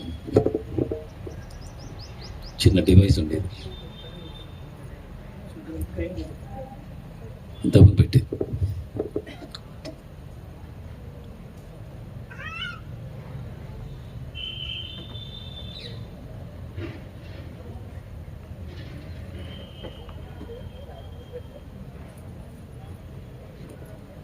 చిన్న నాకు డివైస్ ఉండాలి, అది ఇక్కడ చిన్నది ఇక్కడ పెట్టాను. అందరూ మన మనసుని అటు ఇటు పోనీచుకోకుండా ఒక్కసారి ప్రభు కోసం మనం థింక్ చేద్దాం.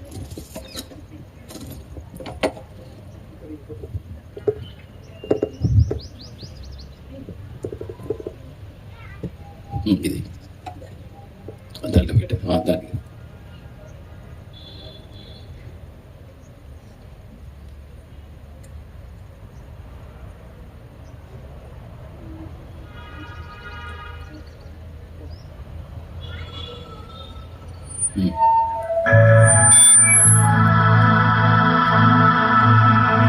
విరిగిన మనసే నీకే ప్రియమో యేసునాదా, ఉన్నతమైన స్థలములయందు వసించువాడా, విరిగేనా మనసు వసింపరావా,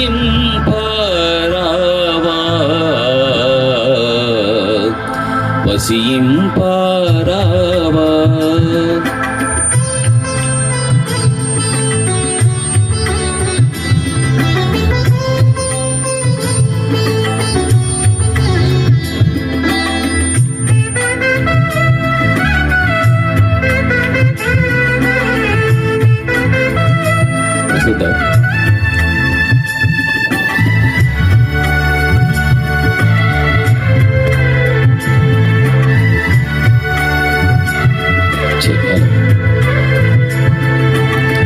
విరిగిన మనసే నీకే ప్రియము యేసునాదా,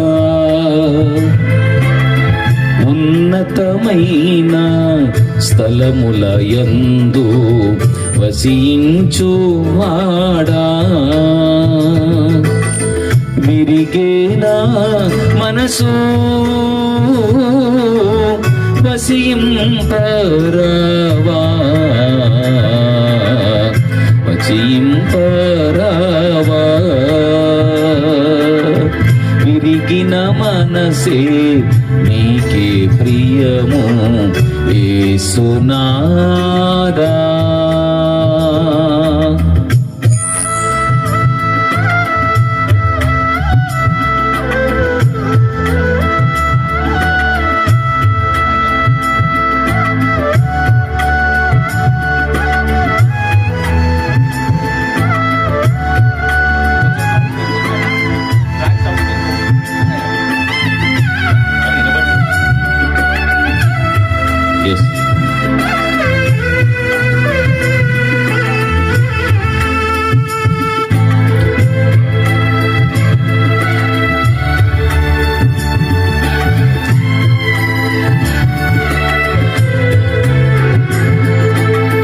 విరిగిన దానిని కోరదు లోకం, విరుగనిచో నీ దృష్టిలో శూన్యం.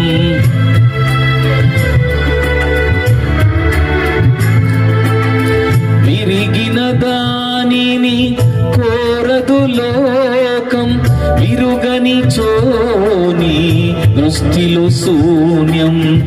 అలయాకోబును విరిచిన దేవా, అలయాకోబును విరిచిన దేవా, ఇశ్రాయేలుగా మలచుము నన్నీ ధరలో, ఇశ్రాయేలుగా మలచుము నన్నీ ధరలో, ఈ ధరలో విరిగిన మనసే నీకే ప్రియము యేసునాదా,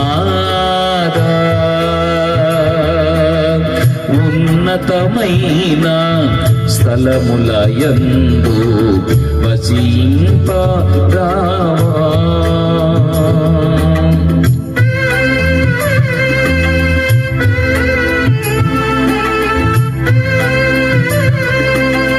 ఆయన మనందరి కోసం విరిగిపోయాడు. ఆయన శరీరం అంతా మన కోసం విరగబడింది, విరగొట్టబడింది. మనల్ని కలపడానికి ఆయన విరగొట్టబడ్డాడు. మనందరి ఐక్యం చేయడానికి విరగొట్టబడ్డాడు. ఇంత బాధ, ఇంత వేదనంతా మనందరినీ కలపడానికి ఆయన శరీరం తింటున్నప్పుడు ఆయన పడినటువంటి వేదన బాధ తలుసుకొని ఇక్కడ ఉన్నటువంటి అనేకమైన అవయవాలను కలుపుకొని ఒక శరీరంగా మార్చబడడం కోసం ఆయన మన కోసం మరణించాడు. ఆయన విరగొట్టబడకపోతే ఇంత ఫలం దక్కేదా భూమి మీద? ఇంత గొప్ప సంఘం కట్టబడేదా? విరుగని మేఘం కురియదు భూమిలో, పగులని నేల ఫలములనీయదు.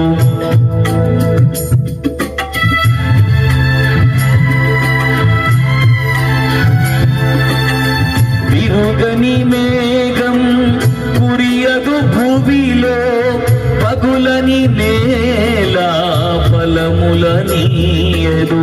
సిలువలో నాకై విరిగిన దేవా, సిలువలో నాకై విరిగిన దేవా, జీవాహారము జీవజలమును నీవే, జీవాహారము జీవజలమును నీవే. నీవేగా విరిగిన మనసే నీకే ప్రియము యేసునాదా.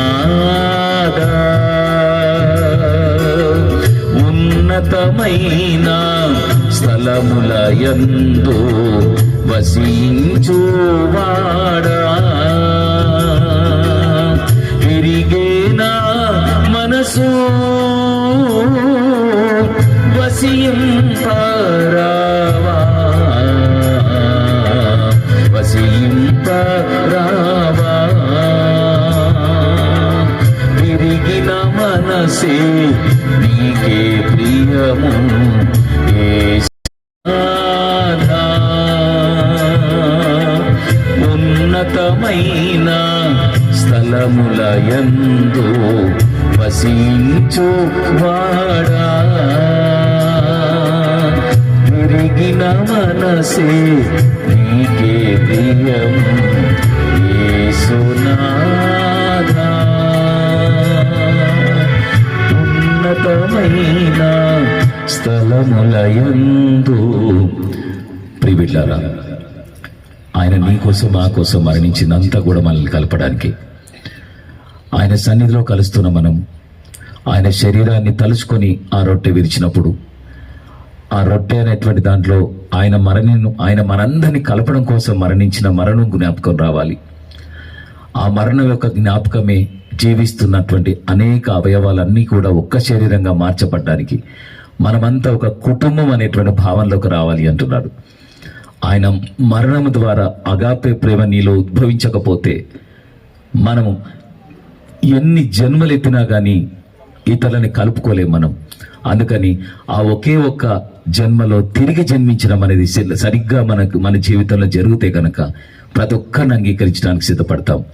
అలాంటి సిద్ధపాటు నీ జీవితంలో, మనందరి జీవితంలో ఆ ప్రభు అనుగ్రహించి ముందుకు నడిపించును గాక. ఆమేన్. దయచేసి కూర్చుందాం. ఒక 5 నిమిషాల్లో మిమ్మల్ని పంపించడానికి సిద్ధంగా.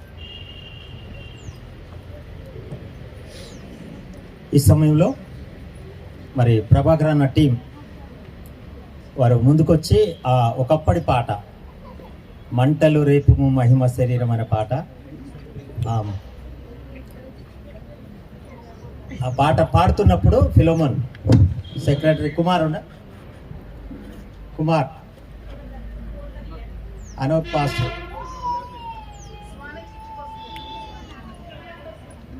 కమిటీ వారు ముందుకు వస్తూ ఉంటారు.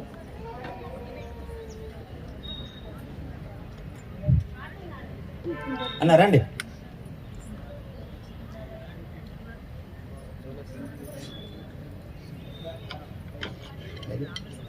చిన్న యవనస్తులు రండి. జాన్వేస్తులు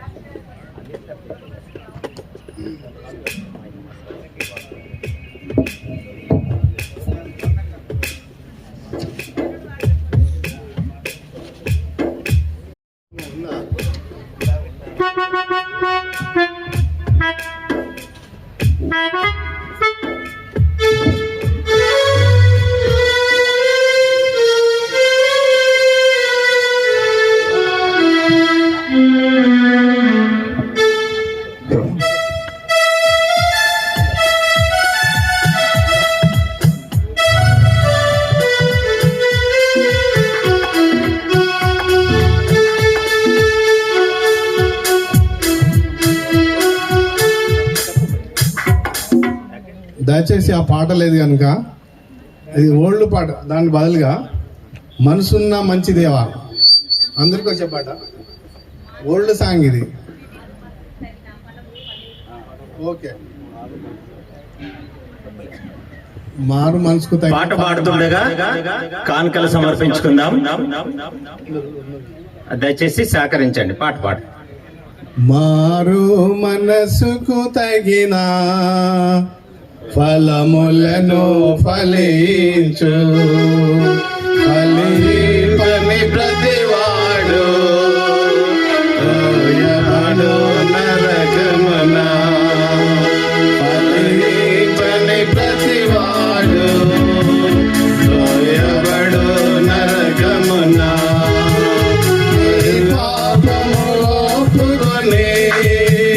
నీ మనసును మార్చుకొని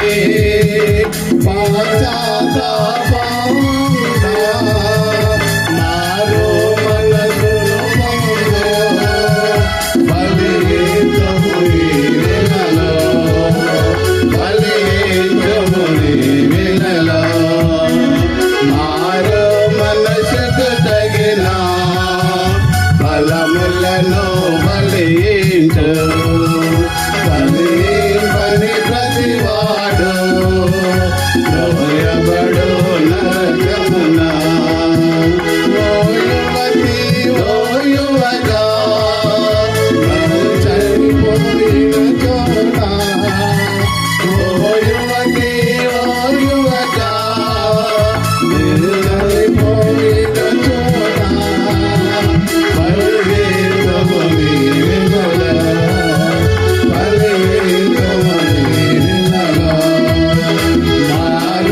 మనసుకు తగిన ఫలములను ఫలించు, ఫలింపని ప్రతివాడు తోయబడు నరకమున, ఫలింపని ప్రతివాడు తోయబడు నరకమున.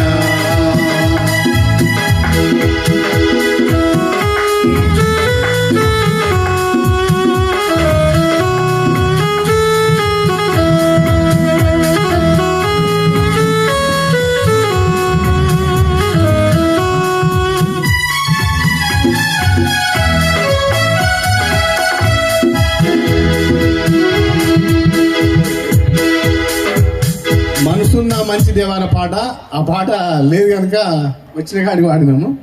మనసున్న మంచి దేవా, మనసున్న మంచి దేవా,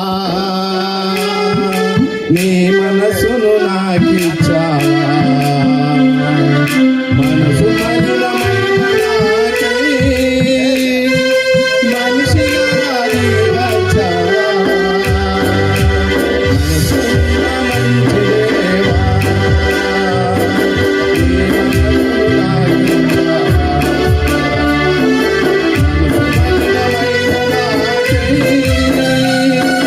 మనిషిగా దిగి వచ్చావా. నా మదిని కోవెలగా మలచుకోవయా, నా మృతి మీద రాజుగా నిలిచిపోవయా, నా మదిని కోవెలగా మలచుకోవయా, నా మృతి మీద రాజుగా మలచుకోవయా. మనసున్న మంచి దేవా, నీ మనసును నాకిచ్చావా, మధురమైన నాకై మనిషిగా దిగి వచ్చావా.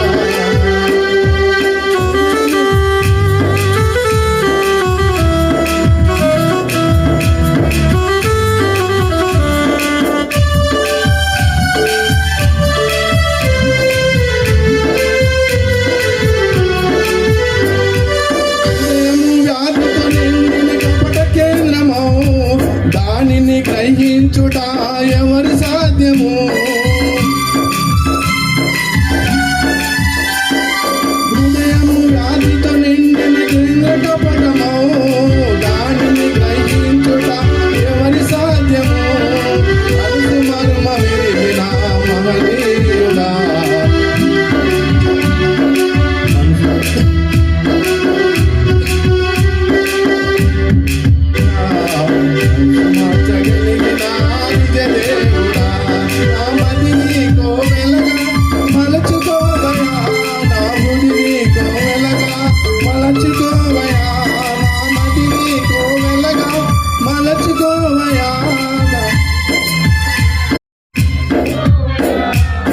మనసున్న మంచి దేవా నీ మనసును నాకిచ్చావా మనసు మలినమైన నాకై మనిషిగా దిగి వచ్చావా మనసున్న మంచి దేవా చంచల మనసు ఆడించు బ్రతుకు పాటను మంచిని చేసి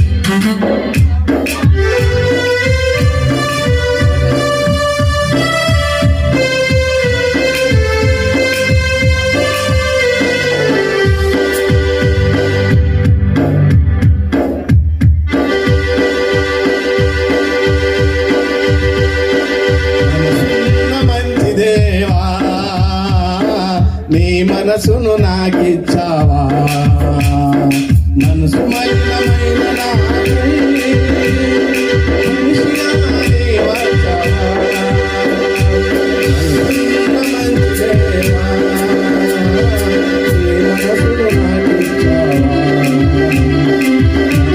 మనసును నాకిచ్చావా మనసు మలినమైన నాకై మనిషిగా నీ వచ్చావా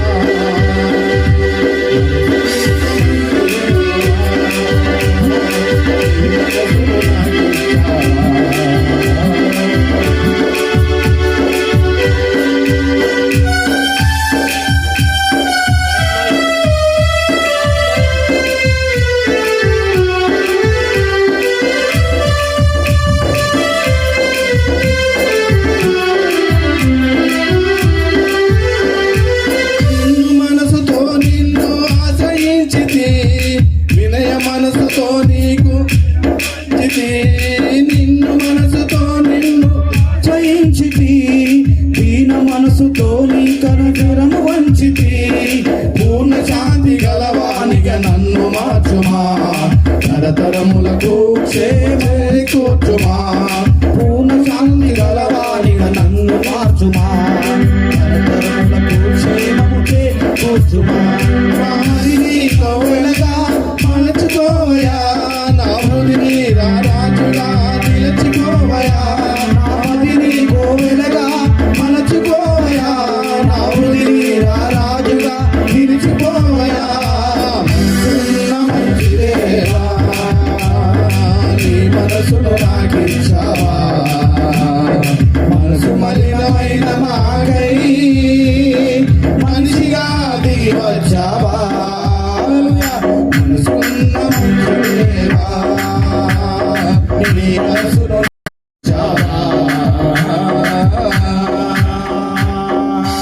హల్లెలూయా హల్లెలూయా అన్న థ్యాంక్ యూ అన్న. ఈ సమయంలో ఎత్తబడిన కానుకల నిమిత్తమై ఆలేరు ప్రాంతంలో నుంచి వచ్చిన దైవజనులు క్రిస్టఫర్ గారు మన మధ్యలో ఉన్నారు. వారు వచ్చి ముందుకొచ్చి ప్రార్థన చేయవలసిందిగా కోరుతున్నాం.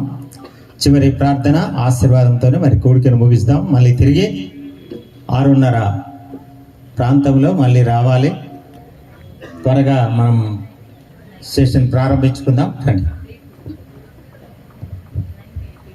ప్రార్థించుకుందాం. మహాగణుడవును మహోన్నతుడైన మా పరమ తండ్రి, ఈ సాయంకాలం మందు ప్రభా నీ పాదాల దగ్గరగా మరొకసారి మమ్మల్ని మేము సమర్పించుకుంటూ ఉన్నాం. నీ బిడ్డలను ప్రేమించి ఈ అంత్య దినాలలో సంఘము బలమైన ఆధ్యాత్మికమైన జీవితంలో కట్టబడినట్లు ఉజ్జీవము రగిలింపబడి తండ్రి ఇదిగో ఎదురవుతున్న ప్రతి శోధనలో స్థిరపరచబడినట్లు ఏర్పాటు చేసిన ఈ కూడికలను బట్టి నీ కృతజ్ఞతలు. ఈ కూడికలలో ప్రభా నిన్న ఇవాళ మీరు మాట్లాడిన విధానం బట్టి నేను స్తుతిస్తున్నాం. ప్రత్యేకంగా ఈ కూడికలు నా ప్రభా ఇదిగో జరిగించటకు కావలసిన ఆర్థికమైన విషయాలలో ప్రతి హృదయమును నా ప్రభా మీరు ప్రేరేపించి నీ కార్యమును విజయవంతముగా సాగించడానికి మీరు ఒక్కొక్క బిడ్డను మీరు తట్టిన విధానాన్ని బట్టి కృతజ్ఞతలు. ఈ సమయం ముందు ఎత్తబడి నీ కానుకలను మీరు దీవించండి ప్రభా. ఇంకా మేము మీకు ఇచ్చినట్లుగా మాకు సామర్థ్యమును మీరు కలగచేసి నీ ఘనమైన నామాన్ని మహిమపరచుమని కృతజ్ఞతాస్తుతులు చెల్లిస్తూ తండ్రి ప్రతి కుటుంబాన్ని నీ మెండైన దీవెనలతో క్రీస్తు మహిమేశ్వరంలో ప్రతి అవసరత తీర్చబడినట్లు సమృద్ధిని కలగచేయమని యేసు నామంలో ప్రార్థించి మీ చేతులకు అప్పగించుకుంటున్నాం తండ్రి. ఆమేన్. మన పరమ తండ్రి అయిన దేవుని ప్రేమైను, మన ప్రభువును మన రక్షకుడైన యేసుక్రీస్తు వారి యొక్క కృపైను, పరిశుద్ధాత్మ అన్యోన్య సావాసమును సన్నిధిని ఈ కూడికలో చేర్చబడిన ప్రతి బిడ్డకు దేవుడు సదాకాలము తోడై ఉండి నడిపించును గాక. ఆమేన్, ఆమేన్. అందరికి వందనాలు. Praise lord. ఇంతటితో ఈ సెషన్ ముగించబడ్డది. తిరిగి మరి 6:30కు మళ్ళీ కలుసుకుందాం. అదే రీతిగా సాయంకాలపు సెషన్ మరి IFI టీం యవనస్తులు వారు నడిపిస్తారు. ముందు ఉండాలని మనవి చేస్తూ ఉంటున్నాం. IMYF